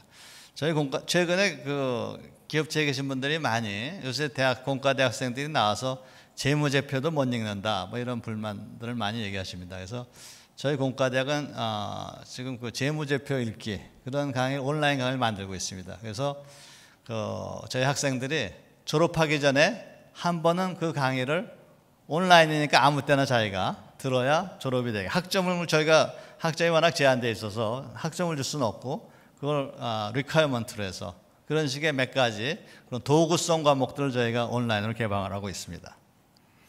다음에 SNU 컨설팅 센터는 보시다시피 대학에서 그 기술 개발해서 그것이 사업화로 성공하는 확률이 10,000개에 하나밖에 안 된다고 합니다. 현재 우리나라의 수준이 아마 이것도 제대로 안 될 것 같은데 외국은 물론 이거보다는 좀 높죠. 그래서 뭔가 대학의 기술이 사업화로 되지 않고 그 개발된 기술 자체가 애초에 사업화랑 먼 기술일 수도 있고 또는 사업화하는 어떤 프로세스가 정립되어 있지 않아서 사장되는 그런 두 가지 면이 다 있다고 보겠습니다. 그래서 저희가 그 교수님들의 갖고 있는 저희가 최근에 그 경연 비슷한 걸 하려고 합니다. 저희 교수님들이 사업화 아이디어를 4개 해서 그걸 경연 비슷하게 해서 거기서 몇 개 저희가 선택을 해서 그거를 국내 무슨 그 투자회사나 이런 데랑 같이 해서 투자를 유치해주고 사업화하는 그런 일을 지금 계획하고 있습니다. 그런 거 하는 조직으로 저희가 SNU 컨설팅 이라는 조직을 만들었고요. 이 SNU 컨설팅에 저희 교수님들이 공과대학에 320분 계신데 저희가 자발적으로 자원을 받았습니다. 그런데 320분 중에 270분이 자원을 하셨습니다. 그러니까 굉장히 높은 지지율을 갖고 있고요. 저희 자원이 사실 아깝습니다. 학생이 6,133명이나 있고 또 그러니까 연구원으로서 1,345명이라는 이런 굉장히 큰 인력이 있고 또 저희 동문 네트워크가 65,000명이나 있습니다. 그리고 저희가 연간 지금 집행하는 연구비가 한 1,875억 정도 됩니다. 이 정도면 굉장히 큰 연구 조직이라고 볼 수 있는데요. 그래서 저희가 이 SNU 컨설팅에서는 그 홈페이지를 만들어 놓고 중견기업에서 한 페이지로 자기네가 필요한 기술 자문 내용을 인터넷에 그냥 올립니다. 과거에는 이분들이 서울대학이라는 데가 너무 문턱이 높다고 느꼈기 때문에 감히 뭐 말을 못 붙였다고 합니다. 그런데 인터넷에서 그냥 치면 되니까 요새 저희가 이 SNU 컨설팅을 만든 지 한 2달 정도 지났는데 지금 들어와 있는 그 기술 자문 요청건이 한 60건 정도 됩니다. 그러니까 하루에 한 건씩 정도 들어오는 게 되겠는데요. 그걸 통해서 저희가 이제 교수님하고 매칭을 해줍니다. 그래서 실제로 과제로 성립되게 여기에는 아까 이희국 사장님께서 학부생의 그 산학협력센터 개념을 얘기하셨는데 실제로 이 중소기업체에서 들어오는 과제는 요청하는 과제는 뭐 3개월짜리, 6개월짜리, 또 1년짜리 뭐 이렇게 좀 단기성인데 그 과제의 내용이 오히려 대학원생보다는 학부 학생들을 데리고 가면 굉장히 좋을 만한 그런 내용들이 많이 있습니다. 그리고 이 SNU 컨설팅에서 물론 기술 컨설팅, 기술 사업화가 있고 또 맞춤형 기술 교육을 합니다. 그래서 기업체에서 어떤 내용에 대해서 교육을 해달라 하면 맞춤형 기술 교육을 제공하고 또 하나 하는 게 이제 기술 감정이 되겠는데요. 법원에서 어떤 서로 다툼이 있을 때 그게 기술에 관한 문제일 경우 누가 옳고 그른지를 가려주는 그런 기술 감정의 일도 시작했습니다. 이거 역시 요새 굉장히 법원에서 높은 관심을 끌고 있습니다. 다음에 이건 넘어가겠습니다. 공학전문대학원 설립이 있겠습니다. 인력 양성에 대한 얘기고 아까 SNU 컨설팅은 기술 자문이 주된 내용이 되겠고 공학전문대학원은 인력 양성이 되겠습니다. 쉽게 얘기하자면 공과대학의 MBA 같은 걸 하나 만드는 거라고 보시면 되겠습니다. 여기서는 대상이 기업체에 한 4년 또는 한 6년 정도 근무한 엔지니어를 데려다가 1년 동안 아주 인텐시브하게 교육을 시키고 다음에 그 뒤 1년은 자기가 회사에 돌아가서 본인 회사에 프로젝트를 하면서 논문으로 대체하는, 그래서 석사 학위를 주는데 Master of Engineering Practice라는 그런 걸 주는 걸 지금 시도하고 있습니다. 이거의 장점은 아까 저런 게 있었죠. 그 학과 간에 학과 개념을 폐지해야 된다, 그런 말을 우리 박영화 원장님께서 해줬었는데요. 실제로 학과의 폐단이 굉장히 큽니다. 지금 기존 대학의 조직이 모든 학과가 벌써 만들어진 지가 제가 대학 다닐 때서부터 만들어진 거니까 제가 아는 것만 해도 벌써 뭐 30년 이상, 30년도 더 된, 한 40년까지 된, 40년이 된 그런 조직인데, 물론 그전에도 있었으니까 더 오래됐죠.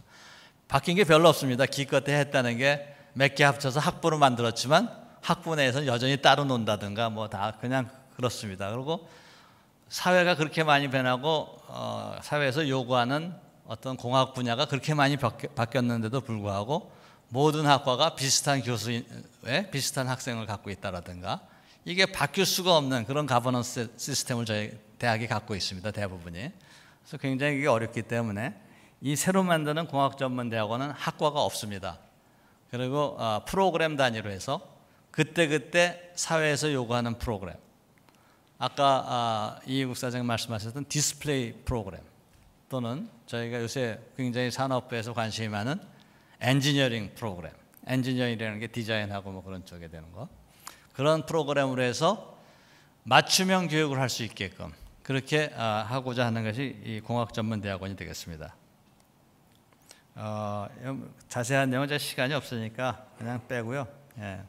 이거는 현재 저희가 그 학내에서 지금 그 학내 그 절차를 밟고 있는 중입니다. 학내에서 저희가 통과되면 교육부에 요청을 해서 새로 만들 텐데, 새로 학생 정원을 요청하면 교육부에서 거의 해줄 수가 없습니다. 수도권 무슨 대학 학생 무슨 숫자 제한이 있어서. 그래서 저희가 저희 공과대학의 각 학과에다 일부 대학원 정원을 일로 보내고 이쪽에서 이런 프로그램을 좀 운영하면 어떻겠는가 했는데, 기대 밖으로 그렇게 해서 여기저기 학과에서 모은 정원이 75명입니다. 저희가 원래 80명 정원으로 시작하려고 했는데 75명이 저절로 생겨서 교육부에게 크게 의존하지 않고도 학내에서만 통과되면 75명으로 시작할 수 있는, 그렇게 되겠습니다. 그래서 여기서 저희가 배출해내려고 하는 인력은 세계적 수준의 엔지니어링 리더가 되겠는데요. 지속성장형 공학인, 인더스트리 지향형 공학인, 그다음에 다공학 기반 통섭형 공학 리더를 만들겠다, 그런 내용이 되겠습니다. 그래서 이거는 뭐 공학전문대학원하고 일반 대학원의 차이점을 표시한 거고요. 저희가 현재는 일반 대학원을 이미 갖고 있는 겁니다. 일반 대학원은 주로 학문 후속 세대를 키우는데 더 크게 중점을 뒀다고 볼 수 있고요. 공학전문대학원은 이제 앞으로 정말 그 산업체에 나가서 리더가 될 사람들을 키우는 그런 역할을 하게 되겠습니다. 그래서 프로그램 중심의 기술 심화 과정이라는 거고요. 차별성이. 그 교과목은 프로젝트 과정이 한 20% 되고 융복합 기술 심화 과정이 50%, 그다음에 CTO로서의 소양에 해당되는 게 30%, 그 정도의 교과 과정을 지금 계획하고 있습니다. 그리고 여기에 참여하는 교수님들은 저희 현재 저희 그 공과대학 교수님들도 계시지만 상당히 많은 부분을 저희가 객원이나 초빙 교수님, 산업체에 계셨던 분들을 활용하는, 또 일부는 아예 이 산학협력에 좀 더 포커스를 둔 그런 신규 교수를 채용한다든가 그런 식으로 지금 계획하고 있습니다. 그래서 궁극적으로는 사각지대 없는 공학교육 체계를 완성하겠다. 사각지대라는 건 기존의 일반 대학원은 특정 전공 중심의 학문 지식을 축적하는 그런 인력을 양성했다면, 공학전문대학원에서는 문제 해결형 다공학 기반 엘리트를 육성하겠고 또 미래의 CTO를 육성하겠다 하는 내용이 되겠습니다. 다음에 마지막으로 교수 평가 제도 개선이 있겠습니다. 그래서 아시다시피 최근에 저희가 BK 사업을 하면서 그 교수들의 업적을 SCI라는 인덱스에 올라가 있는 저널에 발표된 논문의 숫자를 카운트해 갖고 교수 업적을 평가하는, 그렇게 한 10여 년간 그렇게 해왔습니다. 그 덕택에 우리나라 대학들의 세계 랭킹은 굉장히 올라갔죠. 서울대학교 같으면 공과대학은 20몇 위 정도로 올라갔습니다. 제가 봐도 믿겨지지 않는 랭킹인데 그런 장점은 있었다고 봅니다. 뭐 어쨌든 간에 비지빌리티는 높아졌습니다. 근데 그러다 보니까 아까 박영하 원장님 말씀하셨듯이 학부 교육이 부실화됐고 또 산업체가 굉장히 격리가 되는 그런 문제가 생겼습니다. 그래서 이제는 이거를 교수 평가를 좀 다원화해 줘야겠다. 과거와 같이 아주 이론 연구를 하는 그룹도 필요합니다. 그러나 실용적인 연구를 하는 그룹도 그것이 이렇게 더 낮은 부류가 아니라는 그런 걸 인식시킬 필요가 있을 것 같습니다. 그래서 과거의 평가 영역이 되게 교육, 연구, 봉사로 되어 있던 거를 새로운 평가에서는 교육, 학술하고 봉사하고 산학을 하나 독립적으로 넣자. 그게 되겠고요. 또 과거에는 이들 각각 분야에서 업적을, 성적을 매겨서 합산을 해서 최종 점수가 됐는데 그렇게 하다 보니까 교육이나 봉사 쪽에서는 그 차이가 잘 안 납니다. 결국 연구에서 논문 편수로 다 모든 게 결정되는 문제가 있어서 앞으로는 이거를 영역별 성과를 합산하지 말고 따로따로 해서 평가를 하게끔 해야 되겠다. 그리고 교수가 자기가 선택을 하게끔 하자. 나는 교육으로 평가받겠다. 나는 산학협동으로 평가받겠다라든가 그런 게 되겠고요. 또 무조건 논문 숫자만 따지고 편수만 따지고 이런 것들 이거를 질적인 평가로 좀 바꿔야 되겠다. 그런 거가 전반적인 방향이 되겠습니다.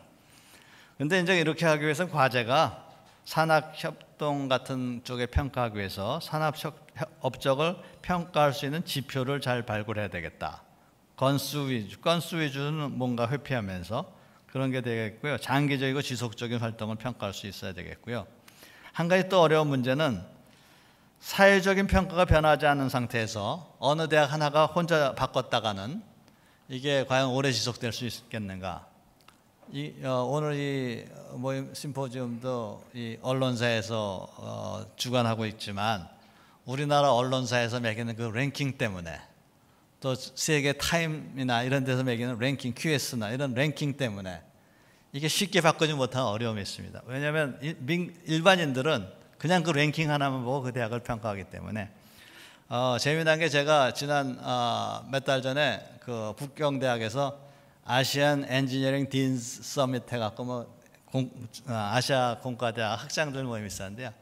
되게 거기 온 게 이제 뭐 중국, 싱가포르, 뭐 홍콩 이런 데서 온 사람들이 학장들이 많이 왔죠. 그러니까 다들 촌스럽게 자기 학교 랭킹을 먼저 얘기하고 이제 발표를 하는데요. 랭킹들이 굉장히 높아요. NUS나 싱가포르 NUS나 NTU 같은데 굉장히 높은데 재미난 게 거기에 이스라엘의 테크니온 공과대학 학장이 왔습니다. 그거 굉장히 좋은 대학인데 그래서 거기 랭킹이 얼마나 했더니 우리도 25위 정도인데 118위래요. 이 랭킹이 도대체 믿을 수 있는 거냐? 그렇게 산업계 임팩트도 크고 그런 좋은 대학이 왜 118이냐? 그래서 그런 거 다시 생각해 볼 계기가 됐습니다. 예, 이걸로 마치겠습니다. 예, 네, 감사합니다. 참고로 그 한국경제신문은 왜곡된 대학교 랭킹 사업을 하지 않습니다. 예, 그 최근에 총리 후보자를 배출한 언론사를 아마 말씀하신 것 같은데 참고하십시오. 예, 그러시고 다음 발표하실 분 제가 소개해드리겠습니다. 상당히 기대가 되는데요. 우리 김도현 전 장관님은 서울대학교 재료공학과를 졸업하시고 프랑스 끌레르몽 대학교에서 재료공학 박사학위를 받으셨습니다. 워낙 커리어가 많으셔서 서울공대 학장을 역임하셨고 한국공학한림원 회장도 역임하셨고 그다음에 교육과학기술부 초대 장관을 하셨고 울산대학교 총장, 국가과학기술위원회 위원장. 뭐 이쯤 되면 그냥 여러분 대충 아시겠죠. 일본 동경대학교 그 특임연구원으로 지금 현재 연구하고 계시는데 그동안 연구하신 보따리를 좀 풀어주시기 바랍니다. 우리 김도현 전 장관님을 큰 박수로 맞이해 주십시오. 스트롱 코리아하고는 참 인연이 저희 이공계 사람들은 모두 깊은 인연을 갖고 있다고 저는 믿습니다. 2002년 뭐 1년 그때로 생각하는데 이공계 참 갑자기 어려워지던 그런 무렵에 한국경제신문이 이공계가 나라를 살린다, 이공계가 스트롱 코리아를 만들 수 있다라는 참 고마운 일인 것 같습니다. 그래서 스트롱 코리아에서 불러준다 그래서 제가 비행기 타고 왔습니다. 제가 받은 제목이 공과대학 특성화, 필요성과 산학 연계 뭐 이런 제목으로 받아서 이것으로 좀 준비를 했습니다. 뭐 이미 앞에서 좋은 말씀들은 다 하셨고 저는 그냥 큰 덩어리로만 좀 말씀을 드려볼까 합니다. 어떤 대학 어떻게 좀 만들자는 거냐? 저는 아주 구체적인 목표가 있으면은 그게 제일 일하기가 쉽다고 생각합니다. 그래서 그러면 우리 MIT 같은 대학 만들어 보자는 이걸 한번 해보면 되겠다. 저는 그렇게 생각합니다. 뭐 좋은 대학 여러 가지 의미에서 좋은 대학이 있지만 MIT 같은 대학 한번 만들어 보자. 그럼 MIT가 어느 정도냐? 바로 MIT 그 홈페이지에서 찾은 자료입니다. 2013년에 678개의 뉴 인벤션, 새로운 발명을 릴리즈해서 80 million total licensing revenue, 그러니까 8천만 불의 라이센싱 리비뉴가 있으니까 이게 얼마입니까 도대체? 8천억 원을 벌어들이는 대학입니다. 8천억 원. 그렇다면은 우리나라 대학은 이거의 100분의 1이라도 하는 대학이 그래도 있어야 되는 거 아닌가? 없습니다. 그러니까 사실은 대학은 엄청난 변화를 해야 됩니다. 뭐 저도 사실은 대학교에 30년 있었으니까 하고 싶은 얘기는 많죠. 대학은 그런 게 아닙니다. 뭐 대학은 기업과 다릅니다라고 얘기할 수 있지만 사실은 대학은 너무 뒤떨어져 있다. 뭐 이건 어쩔 수 없는 얘기인 것 같습니다. 그리고 그 MIT 알룸나이, 그 동창 뭐 이런 분들이 현재 33,000개의 회사를 만들어서 330만 잡을 갖고 있고, 그 다음에 1년에 annual world sales가 $2 trillion 달러다. $2 trillion 달러가 얼마인지도 모르겠습니다. 저는 하여튼 어마어마한. 그래서 제가 아까 말씀드렸듯이 적어도 이런 수치에서 한 100분의 1쯤 되는 대학은 그래도 한두 개 나오기 시작해야 되는 게 아닌가. 그게 또 창조 경제가 아닌가. 뭐 그런 생각을 했습니다. 자, 그럼 MIT가 하는 대로 쫓아가면 우선 되는 거 아닌가? 쉽습니다, 사실은. 그런데 너무 MIT하고 다른 문화를 우리는 그냥 그게 우리는 해야 된다고 생각합니다. 예를 들어서 MIT는 160년, 170년 역사에서 총장이 17명입니다. 10년, 평균 10년이죠. 그것도 뭐 최근에 와서 막 바뀌어서 그렇지 한 사람이 그렇게 리더십을 갖고 합니다. 거기 학과장들 다 10년, 20년씩 하죠. 우리는 다 뭐 학장 2년마다 갈아붙입니다. 학과장 2년마다 갈아붙입니다. 그러면서 쫓아갈 수 있을까? 전 쫓아가기 힘들다고 생각합니다. 문화가 다르다 이런 얘기 많이 합니다. 한국하고 서울하고 한국과 미국 간 문화가 다르다 얘기하는데 사실은 대학이라는 제도를 그대로 미국 거 다 갖다 쓰면서 그런 것은 쫓아가지 않지 않습니까? MIT는 약 한 40%의 교수가 재임용에서 탈락합니다. 우리는 재임용에서 탈락하는 전국에서 아마 5손가락 안으로 헤아릴 정도인데 그런 문화는 하나도 쫓아가지 않으면서 이게 가능한가 그런 생각이 듭니다. 뭐 그런 얘기는 뭐 더 큰 얘기들이어서 말고 제가 MIT 그럼 조금 MIT 진짜 뭘 어떻게 하길래 이렇게 잘하나 특히 공과대학 측면에서 MIT 시일입니다. MIT는 문장 같은 거죠. 여기 보시면 아까 말씀드렸듯이 1861년에 세웠고요. 그 다음에 MIT라고 씌어 있고 뭐 저보다 MIT 잘 하시는 분들이 너무 많습니다만 쓰여 있는 글자가 이 밑에 Mens et Manus 그렇게 쓰여 있습니다. Mens et Manus 이게 MIT의 모토입니다. MIT의 모토인데 Mens는 뭐 라틴어인데 mental 이런 정신입니다. 정신. A는 and고요. Manus는 manual 뭐 이런 손입니다. 손. 그러니까 손이 중요한 겁니다. 테크놀로지 교육에서는 손 이게 뭐 무슨 의미인지 아시겠죠? 과학하고 다른 겁니다. 그리고 이제 저 위에 씌어 있는 게 Science and Arts 그렇게 씌어 있습니다. 근데 우리는 아트를 예술이라고 그러지만 아트가 기술이죠, 사실은. 그러니까 Science and Technology, 기술, 이건 굉장히 다른 거죠. 저는 Science 둘 다 굉장히 의미 있는 일인데, Science는 돈을 써서 지식을 만드는 걸 전 Science라고 생각합니다. 그리고 Art 혹은 Technology는 지식을 써서 돈을 만드는 것, 그게 테크놀로지죠. 그러니까 둘은 굉장히 다릅니다. 둘은 굉장히 다른데 둘 다 엄청 중요한 거죠. 그게 맨스 앤 마누스. 그런데 우리의 공과대학에서는, 우리의 대학에서는 맨스만 강조가 되고 있습니다. 손으로 뭘 하는 교육을 못 하고 있습니다. 학생들이 직접 뭘 만들어보고 부셔보고 실험해보고 해야 되는데 그런 게 너무 떨어져 있다. 그런 걸 강조해야겠다라고 생각을 합니다. 예를 들어서 이런 것들은 이제 금방 우리도 쫓아서 하면 되지 않는가 하는 건데, MIT에 그 다음에 쫓아가야 할 게 많이 있습니다만은, MIT 학부생들에겐 이런 프로그램이 있습니다. Undergraduate Research Opportunity Program, 그래서 유럽입니다. 유럽. 학부 애들이 이미 교수 실험실에 들어갑니다. 학부 때. 그래서 학점을 줍니다. 학점을 주고, 이건 학과에 제한도 없습니다. 그러니까 교수들이 쭉 어떤 학생들을 필요로 한다, 나는 어떤 연구를 한다 쭉 게시를 하면은 학부 학생들이 자기 수강 신청하듯이 가서 6개월, 1년을 그 실험실 가서 일하면서 아까 말씀드렸던 머누스 교육을 받는 겁니다. 머누스 교육을 받는. 언더그래듀에이트에서 이거는 굉장히 중요한 교육인데 우리나라 공과대학에서는 이걸 못 하고 있습니다. 이게 돈이 많이 들어간다라는 그런 저것도 있지만 사실은 학교가 관심을 안 갖고 있기 때문입니다. 저는 재료공학을 했으니까 MIT 재료공학에서 졸업할 때 만드는 게 뭐냐 하면, 아까 그 MIT 실 있지 않습니까? MIT 실을 직접 노스웨로 주조합니다. 학생들이 다 자기 걸. 제가 그래서 MIT 교수에게 물어봤습니다. 이건 뭐 하냐? 그랬더니 그게 하나의 머누스 교육이다. 그러니까 다 샘물을 녹여서 틀을 깎아서 다 부어서 그걸 들고 나가는, 그것도 굉장히 머누스 교육이죠. 그러니까 그런 공학 교육이라는 것은 과학 교육하고 달라야 한다. 앞으로 좀 더 많이 달라져야 할 것 같습니다.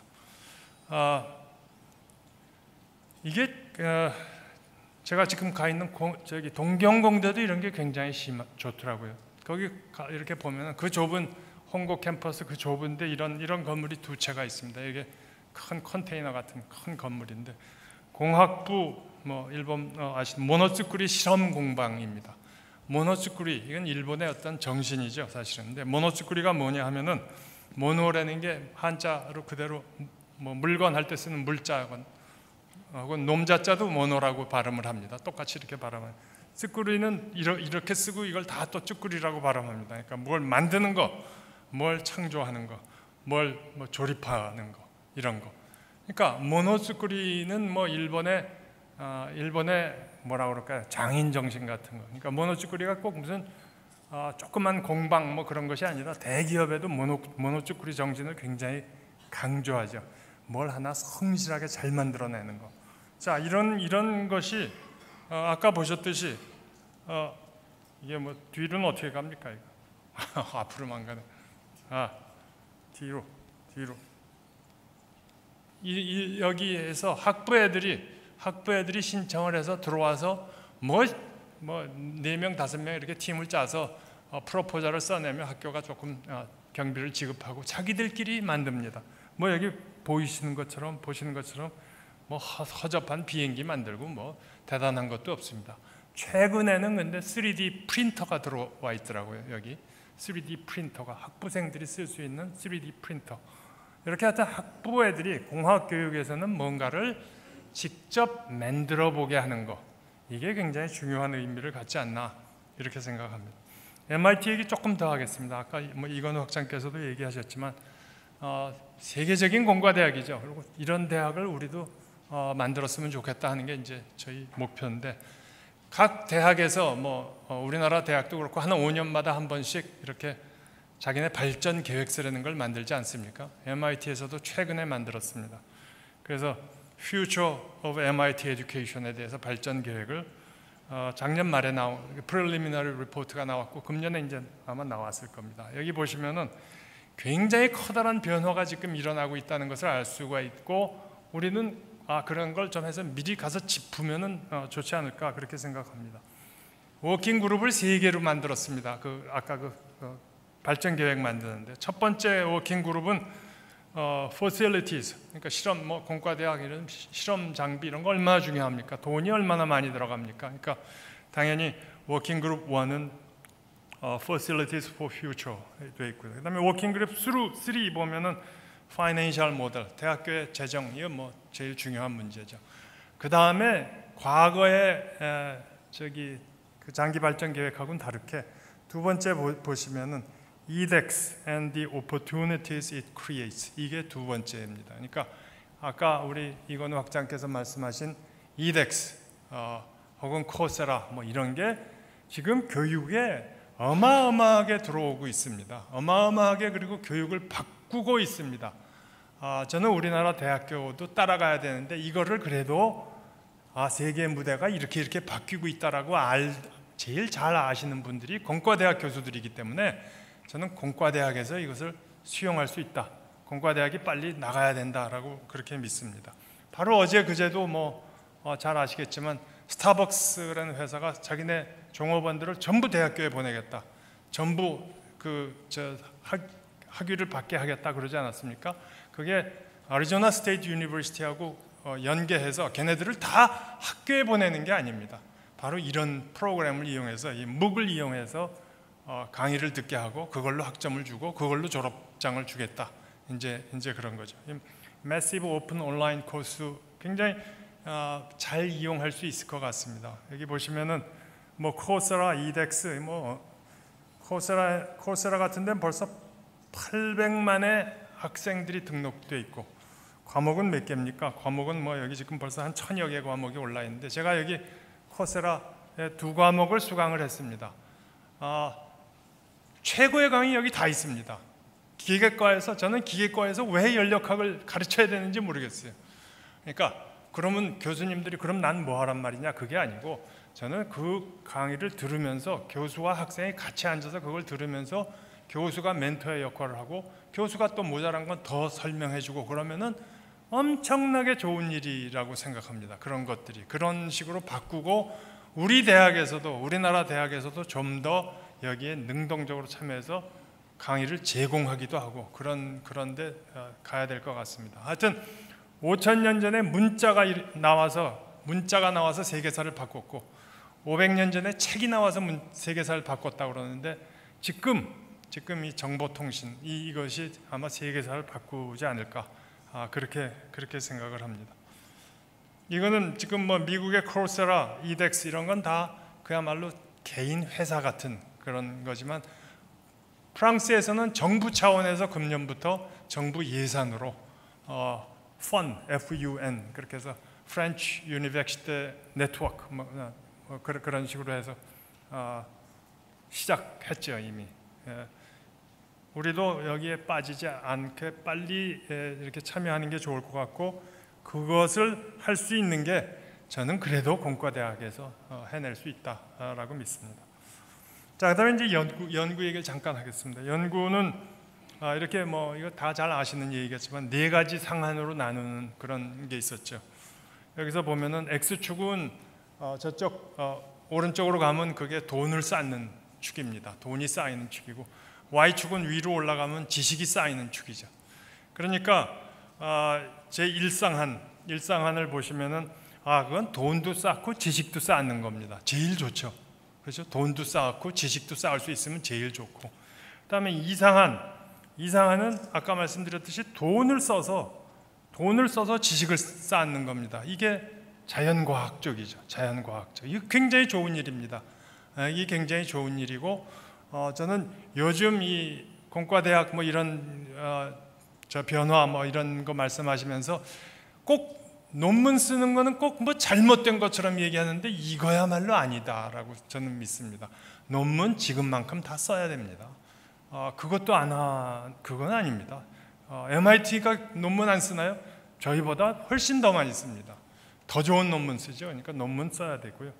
그 다음에 이제 3상한에 내려오면은 이건 돈 쓰고 지식도 쓰고, 이거 아무것도 아니죠. 이거 아무것도 아닌데 사실은 이게 대부분 사람들이 이거 여기 머물러 있는 거고요. 그 다음에 이제 이쪽 4상한에 오면 이거는 지식을 써서 돈을 만들어내는 겁니다.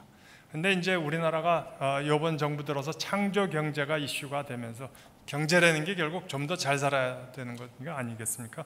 좀 더 부를 쌓자는 의미에서, 즉 일상한과 사상한 쪽으로 좀 가자, 좀 더 이쪽 생각을 좀 많이 하자라는 뭐 그런 취지인 것 같습니다. 좀 뭐 동의합니다. 그래서 그 피카란 예로 이렇게 들지요. 이 지식을 써서 돈을 만드는 게 에디슨 같은 거고, 그렇지 않습니까?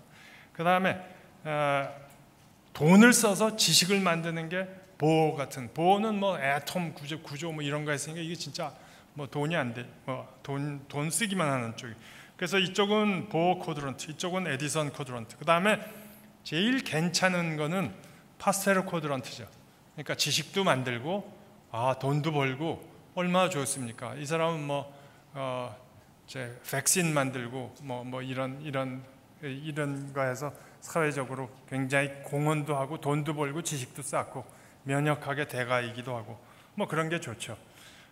그런데 이제 문제는 여기 보통 사람들이 머물러 있는 여기, 돈도 쓰고 지식도 못 만들고 그냥 어영부영 하는 거, 사실은 근데 이것도 의미가 있습니다. 어떻게 생각하면. 왜냐?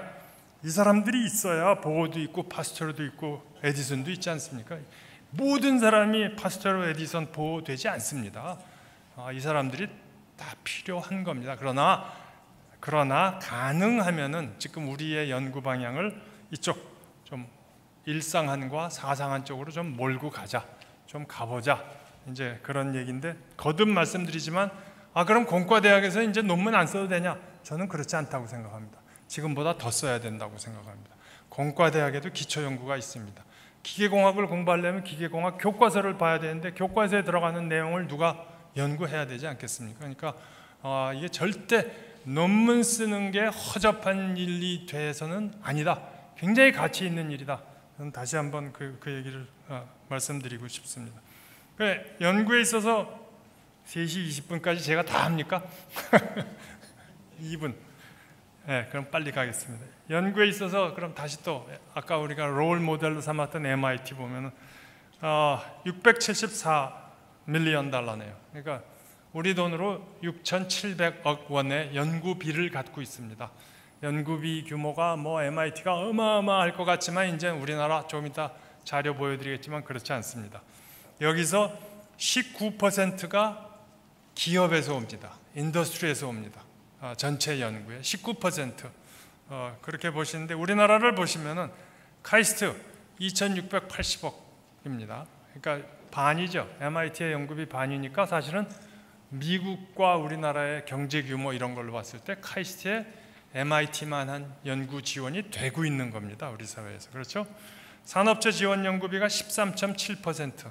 조금 더 늘려야 될 것 같습니다. 산업체와. 그 다음에 한양대학교 공과대학만입니다. 전체가 아니고 848억. 한양대 공대가 본래 이 기업과의 저게 강하니까 좀 더 높을 줄 알았는데 별로 높지 않습니다. 14.5%입니다.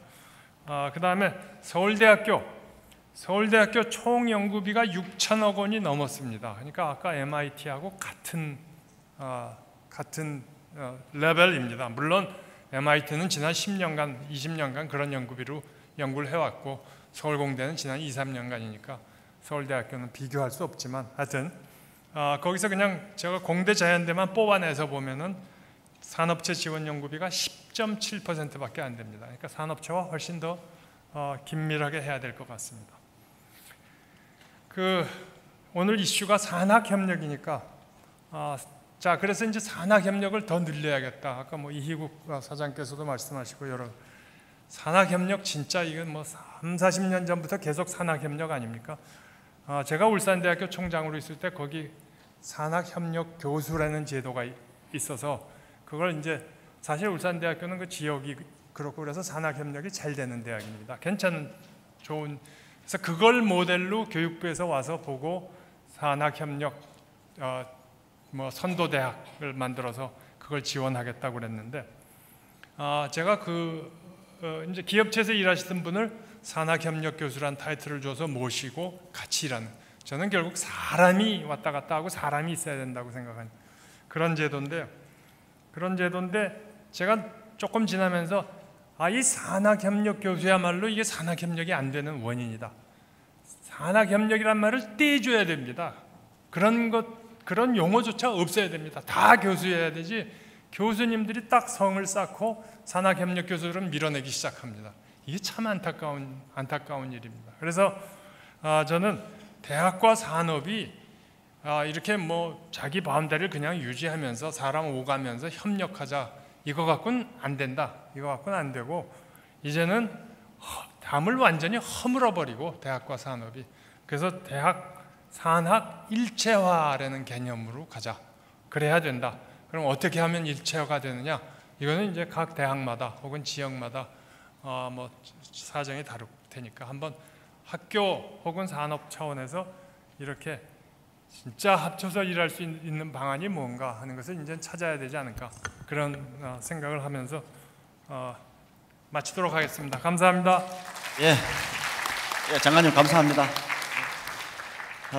마지막 발표자십니다. 지금 오늘 국회 아마 가셔가지고 아마 지금 상당히 오시느라고 굉장히 아마 마음을 많이 졸이신 것 같은데, 그 국회 심포지엄은 절대 가시지 마십시오. 왜냐하면 국회 심포지엄은 절대 제 시간에 끝나는 법이 없습니다. 그래서 어쨌든 뭐 이렇게 시간 맞춰 오신 거 감사드리고요. 우리 박희재 단장님은 서울대학교 기계설계학과를 나오셨고요. 영국 맨체스터 대학교에서 기계공학 박사를 받으셨습니다. 우리 박희재 단장님을 큰 박수로 좀 맞이해 주십시오. 예. 단장님, 저 잠깐만요. 오늘 발표하실 자료가 굉장히 두껍잖아요. 근데 지금 이 앞부분에 계신 분들이 다 10분씩밖에 안 하셨습니다. 그래서 10분 만에 끝내주셔야 됩니다. 예. 알겠습니다. 가장 중요한 말씀. 예, 반갑습니다. 오늘 저희가 국회 행사에 좀 앞으로는 국회를 안 가도록 하겠습니다. 그러니까 좀 해서 이렇게 막 부지런히 오느라고 길이 좀 막히고 그래서 이렇게 조금 죄송합니다. 예, 오늘 산학협력이라는 제목을 가지고 말씀을 좀 나누게 됐습니다. 그동안 이렇게 앞에서 여러 가지 좋으신 말씀들을 많이 해주셨다고 생각이 들고요. 그래서 간략한 핵심적인 사항만 좀 말씀드리겠습니다. 2주 전에 이스라엘 갔더니 좋아하더라고요. 좋아하는 이유가 GDP 대비 R&D 투자가 드디어 2등이 됐다고. 한국이 1등이 돼서 자기들과 1등이어서 그동안 부담이 많았는데, 이제 새로운 계산 방법에 의해서 한국 1등이 됐고, 자기들이 GDP 대비 R&D 2등이 됐노라고 하면서 아주 상당히 속으로 기뻐하는 모습을 보면서, 야, 이게 GDP 대비 R&D 투자가 이게 이렇게 높은 게 좋은 게 아니구나. 그러니까 뭐 액면 그대로는 좋지만 실질적으로 보시는 것처럼 하여간 굉장히 푸어한 아웃풋들, 정말 거의 이런 걸 푸어, 사실 제가 굉장히 고급스러운 말을 썼습니다만 가스펠 인풋 가비지 아웃풋이죠. 그러니까 좋은 게 들어가서 나쁜 게 나온다는 표현이 좀 더 아주 액티브하게 하면 실질적으로 쓰레기가 나온다. 들어가는 건 굉장히 많이 들어가는데 나오는 건 정말 쓰레기가 나온다 하는 걸 한마디로 요약을 할 수가 있겠습니다. 근데 그것이 뿐만 아니에요. 산학협력 지수라고 하는 것도 있는데, WEF에서 나온 그 지수를 보면 역시 우리가 형편없습니다. 26위 30등 거의 지금 바닥권, 사실 26등 30등 저 넘어가는 것들은 별 등수의 차이가 없는 겁니다. 거의 바닥이다. 예. 아까 R&D 투자는 거의 1, 2등 수위를 다투는데, 지금 현재 산학협력이라는 수치만 보더라도 글로벌하게 좀 바닥이다. 밑에 있는 나라는 더 이상 얘기할 필요가 없는 나라들이고요. 저는 오늘 그래서 사실 산학협력이 좀 피상적인 게 좀 많이 있는 것 같아서 전 현장의 얘기를, 저는 기업 인더스트리 얘기를 조금 하면서 왜 산학협력을 하자는 왜 안 되는지 좀 말씀드리고자 합니다.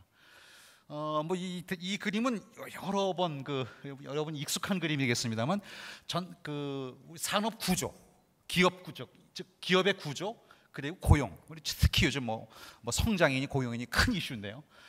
우리나라는 지금 전 세계에 유례가 없습니다. 지금 보시는 것처럼 독일이 제일 모범적인 구조, 그다음 일본 상당히 괜찮습니다. 우리가 일본 우습게 알고 일본은 이견이 전니 하고 있지만 사실은 굉장히 괜찮은 구조인데 반해서 우리는 전 세계에 지금 유례가 없는 구조예요.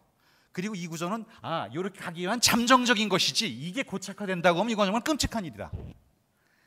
근데 문제는 이게 이렇게 지금 보시는 고용이라든지 그다음에 이런 그 산업 구조면에서 허리가 완전히 거의 없는 개미허리 같은 이것이 잘못하면 지금 고착화될 가능성이 아주 크다 하는 것이 지금 문제입니다. 조금 더 데이터를 좀 보겠습니다. 이게 2012년도 무역협회 데이터인데요. 많은 분들이 우리나라가 굉장히 이 전 세계에서 메이드 인 코리아가 그 1등 하는 개수가 몇 개나 되는지를 뽑은 겁니다. 64개예요. 2012년도에. 그래서 많은 분들이 64개 그러면 뭐 상당히 많네. 20개도 있고 30개도 있으니 60개 상당히 많다. 그렇지만 천만의 말씀입니다. 굉장히 푸어하다. 무슨 중국, 중국은 이 중국 데이터는 워낙 크니까 중국은 그렇다 치고 독일 700개, 600개 다 그렇고요. 여기 지금 보실 게 이태리를 보십시오. 이태리 여러분 어떻게 생각하십니까? 자그마치 1등 상품 228개입니다. 그 다음에 쭉 보셔서 홍콩 보세요. 우리보다 하나가 더 많아요. 65개. 도시국가 홍콩 정도 규모밖에 되지 않아요. 우리가 1등 상품 개수가. 그래서 64개. 야, 이건 거의 바닥 수준이구나. 우리 경제 규모에서 이건 정말 굉장히 바닥 수준이다. 자, 그럼 문제는 이 64개가 과연 안정적이냐? 천만에 그렇지 않다는 겁니다. 우리가 1등이면 2등이 있겠죠? 그 64개에 대해서 2등이 어떤 나라들로 구성되어 있는지 쫙 분석했어요. 그래서 이걸 합하면 모두 64개인데요. 여기 보시는 것처럼 바짝 쫓아오는 중국이 12개로 쫓아오고 있고요. 미국, 일본, 독일에서 대충 한 여기까지 치니까 32개가 꼴딱꼴딱 한다. 64개 중에서 반틈이 여기 꼴딱꼴딱 하고 있다 이겁니다. 그러니까 64개도 결코 안전하지 못하고 3년에서 5년 내에 잘못하면 40개, 30개 떨어질 가능성이 아주 크다. 상당히 심각합니다. 그 다음에 이 데이터는 아마 잘 놀라실 거예요. 이 데이터를 보시고는 우리가 핵심 부품 소재에 대해서 일본에 의존하는 이유를 제가 뽑아본 건데요. 여기 심지어 보시면 이게 보시면 100%도 있습니다. 50% 이상 되면서 1,000억 원 넘는 것만 제가 뽑아왔는데요. 여기 보시면 이건 화학 공정, 이거 우리 화학 공장에 들어가는 거고요. 이건 LCD, 이것도 반도체. 그리고 이것은 반도체, 이것도 자동차, 그다음에 이것은 철강. 아시는 것이 우리나라 주력 산업의 핵심 부품들이 거의 60%, 70%, 심지어 100%까지 일본에 의존하고 있습니다. 잘 아시겠습니다만 나사 하나가 없으면 완성차가 완성 안 된다는 거 아시죠? 우리가 굉장히 많은 완제품을 지금 수출하면서 지금 무역 흑자를 내고 있습니다만 사실은 이런 핵심 부품들을 대체할 수 있는 방법이 없습니다. 50%에서 100% 정도는 일본에 의존하고 있다. 얼마 전에 아베가 일본으로부터 서프라이 체인을 끊겠다 한국에 대해서 이렇게 협박을 했어요. 많은 분들이 심각하게 안 받아들입니다.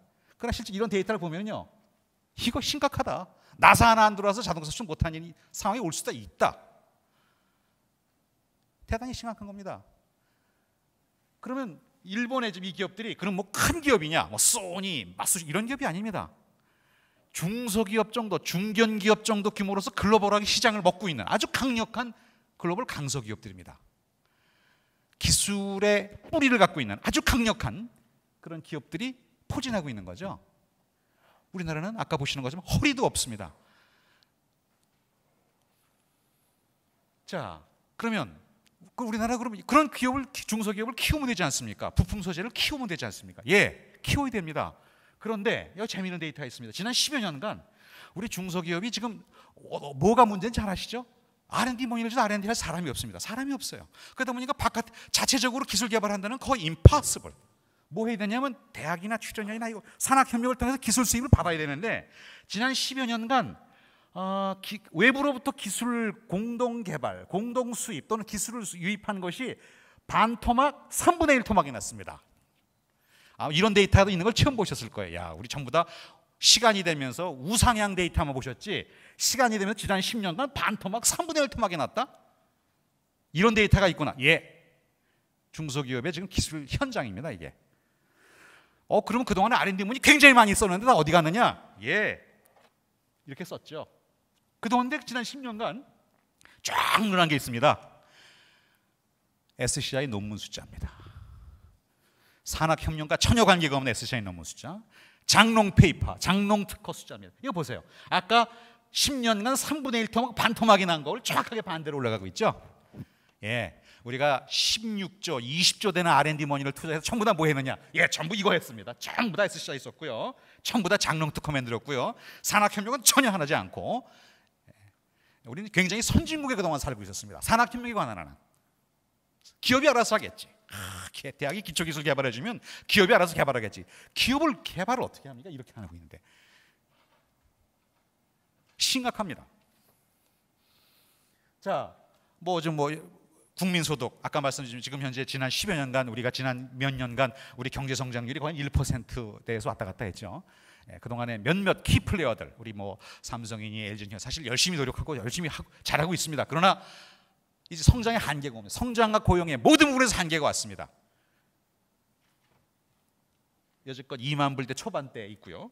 그 다음에 여기 앞에 보시면은 우리보다 상당히 뭐 웬만한 나라들 기본적으로 우리의 눈높이는 이미 4만 불대를 넘어가고 있습니다. 그러나 우리의 현실은 2만 불대 초반에 있는데 문제는 이게 잘 올라갈 기미가 안 보인다는 겁니다. 조금 더 볼까요?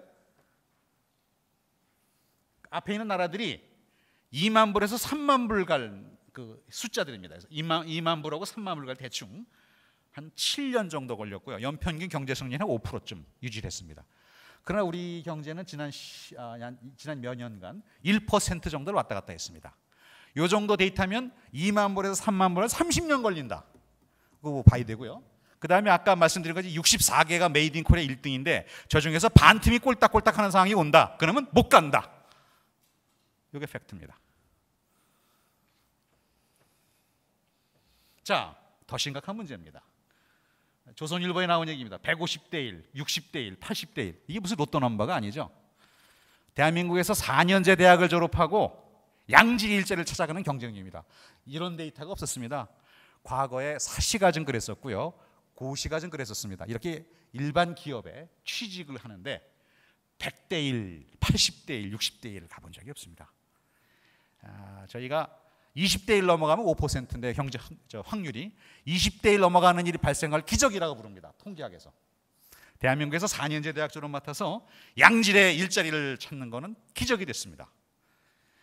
저희 옆에 사무실에 얼마 전에 파트타임 잡 한 사람을 뽑는데 30명이 왔습니다. 뭐 외국에서 학위한 친구 포함해가지고 30명이 왔는데 정말 비애를 느꼈습니다. 야, 잡이 없습니다. 시장에 지금 잡이 없어요. 잡은 전국 만드는 게 아니고요. 기업이 만들어져야 됩니다. 그 다음에 아까 말씀드린 대기업들 지금 뭐 이미 한계에 와 있고요. 지금 아까 중소기업, 중견기업들이 그 잡을 만들어줘야 성장을 만들고 잡을 만들어줘야 하는데 지금 그게 없으니까 저 데이터는 더 올라갈 겁니다. 저게 잘 안 풀릴 겁니다. 열쇠가 풀리지 않으면 저건 안 풀릴 겁니다. 저 열쇠가 바로 뭐냐? 산학협력을 통해서 열쇠가 만들어지지 않으면 풀리지 않는다는 겁니다. 자, 그러면 전 세계가 다 이러냐? 천만의 말씀입니다. 전 잘하는 나라들 한번 좀 보겠습니다. 뭐 우리 얼마 전에 우리 VIP에서 갔다 오신 독일 상당히 훌륭하죠. 굉장히 잘합니다. 경제 성장률 뭐 3, 4%대 그 큰 경제가 이렇게 돌아가고 있고요. 그 다음에 지난 20년 내 지속적으로 실업률이 감소해서 어떤 주는 거의 0%. 청년 실업은 아주 지극히 작습니다. 뭐 무역 수지 흑자 뭐 말할 것도 없고요. 거기에 뭐가 있었느냐? 바로 이 유일한 아주 굉장히 특이한 그런 산업 구조가 있는데 아까 일본 기업을 말씀드렸는데 그와 같은 전 세계를 주름 잡는 작지만 강한 놈들이 있다는 거예요. 한 1,300개 전 세계 2,000개쯤 되는데 독일이 1,300개 있고요. 미국 300개, 일본이 100개, 우리나라 25개. 지금 이 데이터가 큰 변화가 없습니다. 2011년 데이터인데요. 즉 작은 이체 프로덕트를 가지고 전 세계 글로벌 마켓 포지셔닝을 하고 반 이상 수출을 하고 R&D를 강력하게 투자를 해서 산업 경쟁력을 가져가는 이런 기업군이 존재하니까 성장과 고용이 같이 간다 이겁니다. 그중에 이 작센이라고 하는 이 동독 여기는 정말 아주 극적인 경우죠. 북한과 같은 곳이었습니다. 1990년대 통일 전까지 동독에 있었습니다. 만불 국민소득 하는 곳이 여기가 20년 통일 후 20년 지난 다음에 거의 울산만 해졌습니다. 혹시 단장님? 네, 됐습니다. 지금 너무 흥분하셔가지고 지금 근데 네, 제가 말씀드리고자 하는 것은 저렇게 잘하고 있는 나라의 배경이 바로 뭐냐? 강력한 산학협력이 있었다는 겁니다. 프라운호퍼로 대표되는 독일의 대학과 연구소들이 강력한 산학협력, 논문을 쓰고 장롱 특허를 만드는 R&D를 하는 것이 아니고 아주 프랙티컬한 이런 기업을 지원 R&D를 했다는 겁니다. 이런 추세가 뭐 우리뿐이 아니고 프랑스도 그랬고요. 그다음에 영국도 최근에 제조업 경쟁, 기업 경쟁이 올라오고 있는 것이 강력한 산학 협력을 통해서 올라가고 있습니다. 이런 데이터 갖고 있고요. 뭐 제가 제 경험입니다. 이것은 이제 넘어가도록 하겠습니다. 저는 그래서 대학에서 창업을 해서 뭐 R&D를 가지고 강력하게 R&D를 했습니다. 그래서 뭐 작지만 하여간 제가 이렇게 한 3가지 정도 아이템은 제가 세계 시장에서 1등하고는 글로벌 마켓이 1등하고 있는 물건들인데요. 전부 뭐 일본이나 독일의 기업들을 전부 제끼고서 1등을 하고 있는 물건들입니다. 제가 뭐 자랑하고 있는 굉장히 자랑하고 싶은 여러 가지 있습니다만 하여간 결국 글로벌 경쟁력 1등하는 R&D를 통해서 산학협력을 통해서 어떤 글로벌 경쟁을 가져가는 게 대단히 중요하다 하는 것을 보여주고 있는 그런 데이터가 말씀드렸습니다. 우리나라 다시 결국 중소기업 산학협력을 통해서 우리 글로벌 강소기업으로 만드는 작업은 이건 역사적 과제고요. 우리가 반드시 풀어야 되는 숙제입니다. 고담 중론이나 무슨 형이상학적인 얘기가 아니고요. 우리의 생존과 관련된 굉장히 중요한 얘기입니다. 그런데 거기에 지금 무슨 문제가 있다? 핵심이 있냐면 사람이 있습니다. 우리나라 박사인력의 이공계 박사인력의 83%가 대학에 들어가 있습니다. 그 대학에 계신 분들은 대부분 그 다음에 4%만 중소기업에 있고요. 이분들이 대부분 뭐 하시고 계시냐면 아까 말씀드린 것 같이 산학협력과 철저히 관계없는 논문과 장롱 특허를 만들고 계십니다. 우리 뭐 아까 말씀드린 실제적으로 지금 무슨 문제가 있느냐면 대학과 출연원들이 평가를 하고 연구원들 평가하고 하는 모든 부분들이 산학협력이 철저히 무시되어 있습니다. 그동안 평가를 하나도 안 했습니다. 평가가 들어가지 않았어요. 그래서 그런 평가 시스템이 근본적으로 바뀌어야 된다 하는 말씀을 좀 드리고자 하고요. 아까 말씀드린 것 같이 이런 소재 부품 뭐 이런 아마 이런 걸 우리가 지금 못 만든다는 거 모르실 거예요. 이런 것들이 없기 때문에 기계가 완성기기가 안 나오면 이거 전부 다 일본에서 수입하는 것들입니다. 이게 전부 다 글로벌 강소기 아이템인데요. 산학협력 전부 다 붙어서 1등 제품 만들어야 되는 핵심 아이템들인데요. 몽땅 지금 현재 20여 년간 한 번도 수입량이 줄어든 적이 없는 아이템들입니다. 이것도 마찬가지고 뿌리산업 마찬가지고요. R&D 하면 팬시하고 무슨 페이퍼 쓰고 뭐 장롱 특허 내는 거 생각을 합니다. 실질적으로 제조업의 근간을 이루는 뿌리산업 이거 관련된 산학협력 대단히 중요한데 이거 생각하는 분이 거의 없습니다.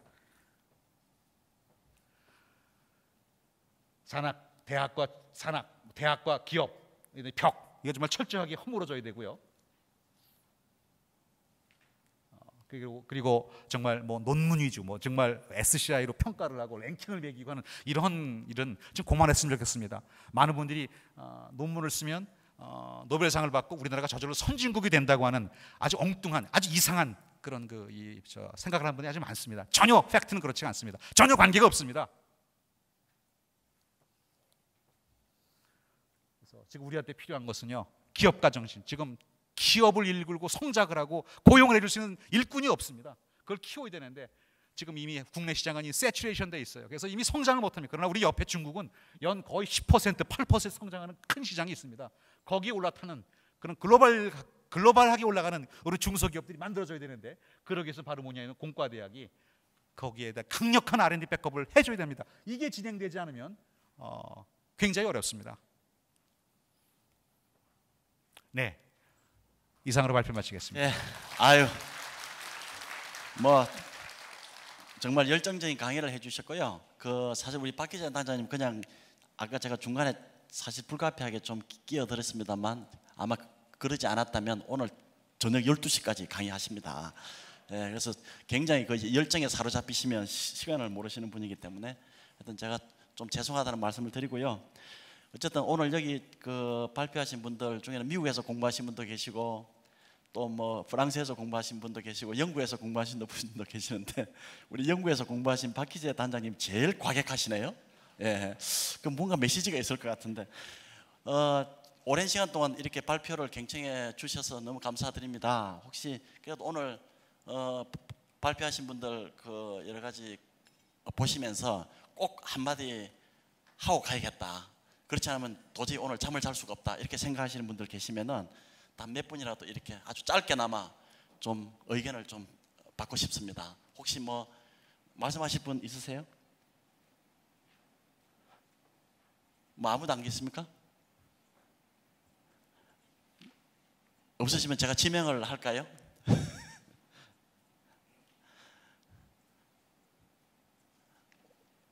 오늘 발표하신 분들이 너무 완벽하셨나요?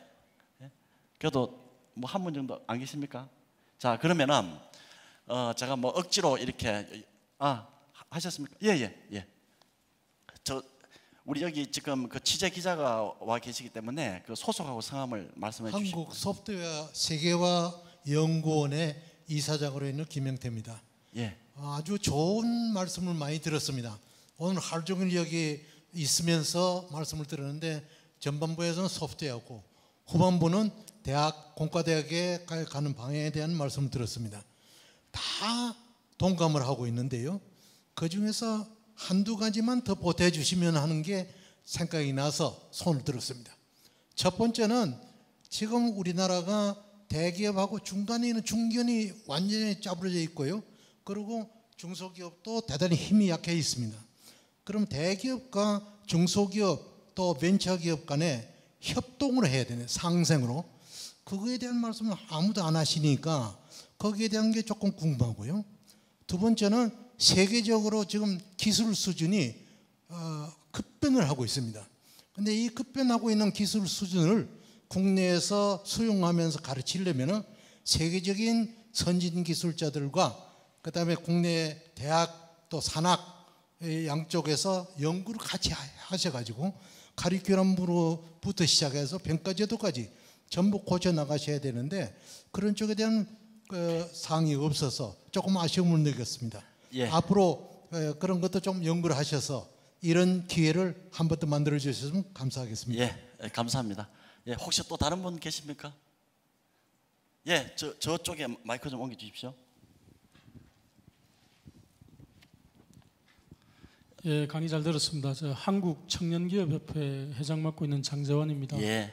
우리 그 박희재 단장님 어떻게 보면 이 LG 이국 대표님이 말씀하신 산학협력의 산학 그 협력의 한 그 모델이라 할 수 있는데 그걸 좀 더 구체적으로 지금 신뢰를 들어서 한 번 더 말씀을 듣고 싶습니다. 예, 좋습니다. 예. 오히려 제가 감사드려야겠습니다. 왜냐하면 이 마무리할 수 있는 자연스럽게 이렇게 순서를 넘겨주셨어요.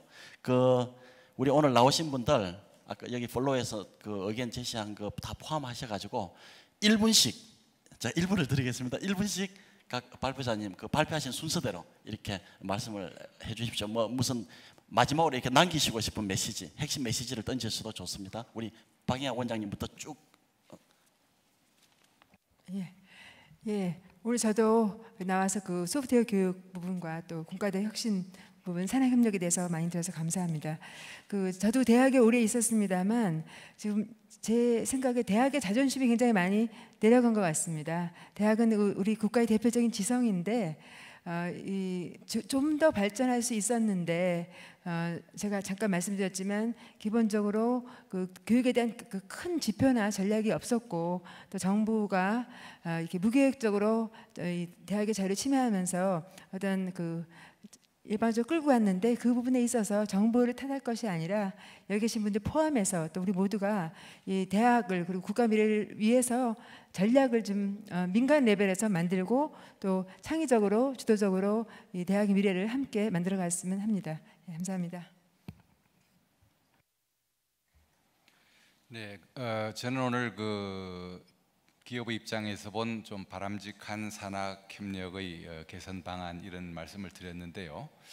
하여튼 최근에 와서 이제 오늘도 얘기를 들었습니다만은 공과대학의 혁신이라는 이야기들이 전에 없는 그 강도를 가지고 우리 사회에서 거론이 되면서 굉장히 전 고무적으로 생각이 됩니다. 그래서 이것이 또 한때 지나가는 유행처럼 얘기하다가 용두사미격으로 이렇게 서그러들어서는 안 된다고 생각하고 반드시 이번에 정말 제대로 된 그런 그 혁신의 결과로서 아웃풋으로서 이게 자리를 잡았으면 이렇게 바라고요. 그런 과정에서 이제 기업의 그 사람들과 논의해서 협력적인 프로그램이라든가 이런 걸 만드는 데는 저도 열심히 참여해야 되지 않나 생각합니다. 감사합니다. 뭐 공과대학이 어떻게 바뀌어야 되는가 하는 사실 저도 발표를 했지만 대부분의 사람들이 방향에 대해서는 뭐 다 어그리하고 또 잘 뭐 다 옳은 얘기 같습니다. 근데 왜 그렇게 안 되는가? 이 내용 그 방향은 다 아는데 왜 안 바뀌어질까 하는 게 지금 문제인데요. 저는 그게 우리나라 대학의 아주 고질적인 병폐인 이 가버넌스 시스템이 안 돼 있는 문제, 그것 때문에 결국 그런 게 아닌가. 그래서 오히려 샘플 케이스로 좀 가버넌스 시스템이 잘 돼 있는 카이스트나 포항대학 같은 데서 우선 이런 개혁을 좀 먼저 추진해 보면 어떨까, 그런 거 한번 제안해 보고 싶습니다.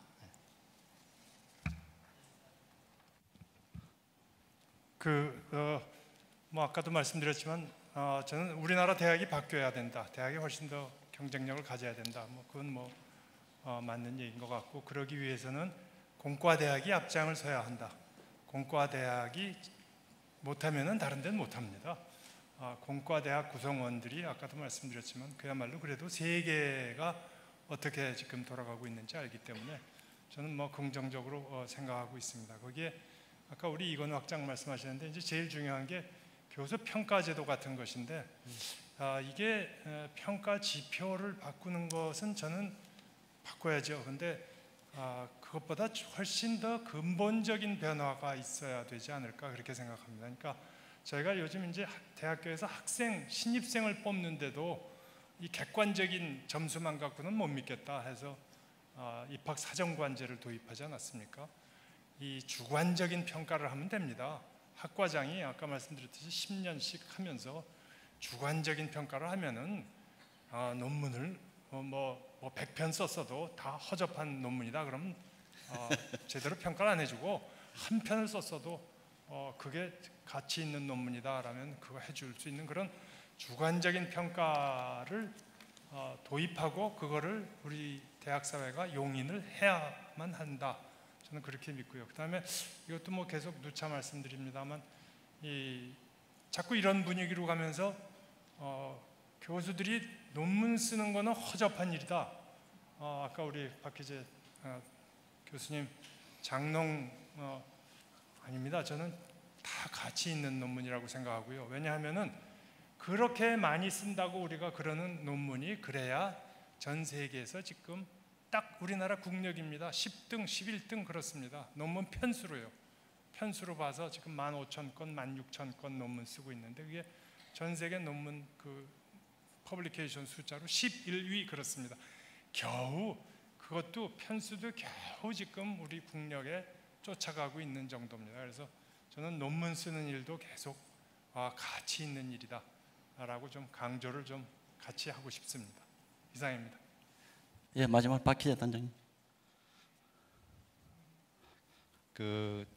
뭐 우리 김대현 학자님, 우리 총장님 말씀해 주신 조금 좀 부연 설명을 좀 드리면은 사실 우리나라 아까 제가 데이터에 조금 설명을 좀 제가 더 좀 추가적인 데이터를 말씀드리면 사실 우리나라 대학 우리 외국에 있는 일본 좀 선진국들 같은 경우는 사실은 논문만 써도 되는, 대학이 논문만 써도 사실 돼요. 왜냐하면 기업에 훌륭한 그리고 굉장히 엑셀런트한 R&D 엔진이 있습니다. 우리나라는 열에 8, 9이 다 대학 출연연에다 들어가 있는데 이 사람들이 전부 아까 말씀드린 논문만 만들어냅니다. 그러다 보니까 지난 10년간 산학협력 데이터, 그 다음에 모든 데이터는 전부 다 우상향이 아니고 전부 다 3분의 1 토막 반토막이 난 게 지금 현실이고요. 이 추세대로 하면 5분의 1. 그래서 아마 향후 5년에 10년 정도 지나면 대학에 아마 산학협력을 하는 교수나 아마 씨가 마를 거다. 지금 추세로 가면 이렇게 예측을 하고 있습니다. 상당히 이렇게 좀 바깥에서 보시는 것처럼 이게 뭐 해도 되고 안 해도 되는 게 아니고, 이거 안 하면 우리 아이들 뭐 먹고 살고, 우리 다음 세대 우리 뭐 먹고 살 거냐에 아주 근본적인 고민을 해야 되는 거라고 생각을 합니다. 그리고 또 하나 말씀드리면 우리나라 기업의 중소기업의 83%가 단 1달러도 수출을 안 해본 기업입니다. 전부 내수형 기업이에요. 그러다 보니까 지금 대학 출연이 뭘 해줘야 되냐면 이 기업들을 글로벌 시장에 나가는 일을 도와줘야 됩니다. 굉장히 큰 것이 랭귀지 베리어하고 뭔가 지금 논문 기술 또는 무슨 특허 기술 이런 것이 부족한 것도 한 이유가 있습니다. 더 근본적인 것은 글로벌 시장의 엔트리 베리어가 대단히 높은데 이게 기술적인 베리어라기보다는 언어적인 거, 그 다음에 스펙, 그리고 무슨 영업 매뉴얼 등등 이와 같은 아주 지극히 글로벌 시장과 관련된 것들을 거의 할 수 있는 액세스할 수 있는 기업이 없습니다. 대기업들 몇 개 빼놓고는. 그거를 역량을 갖고 있는 데는 우리 대학하고 실현연인데요.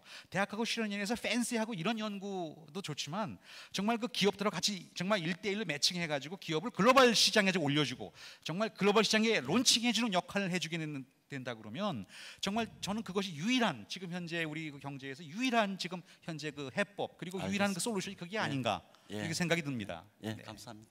예,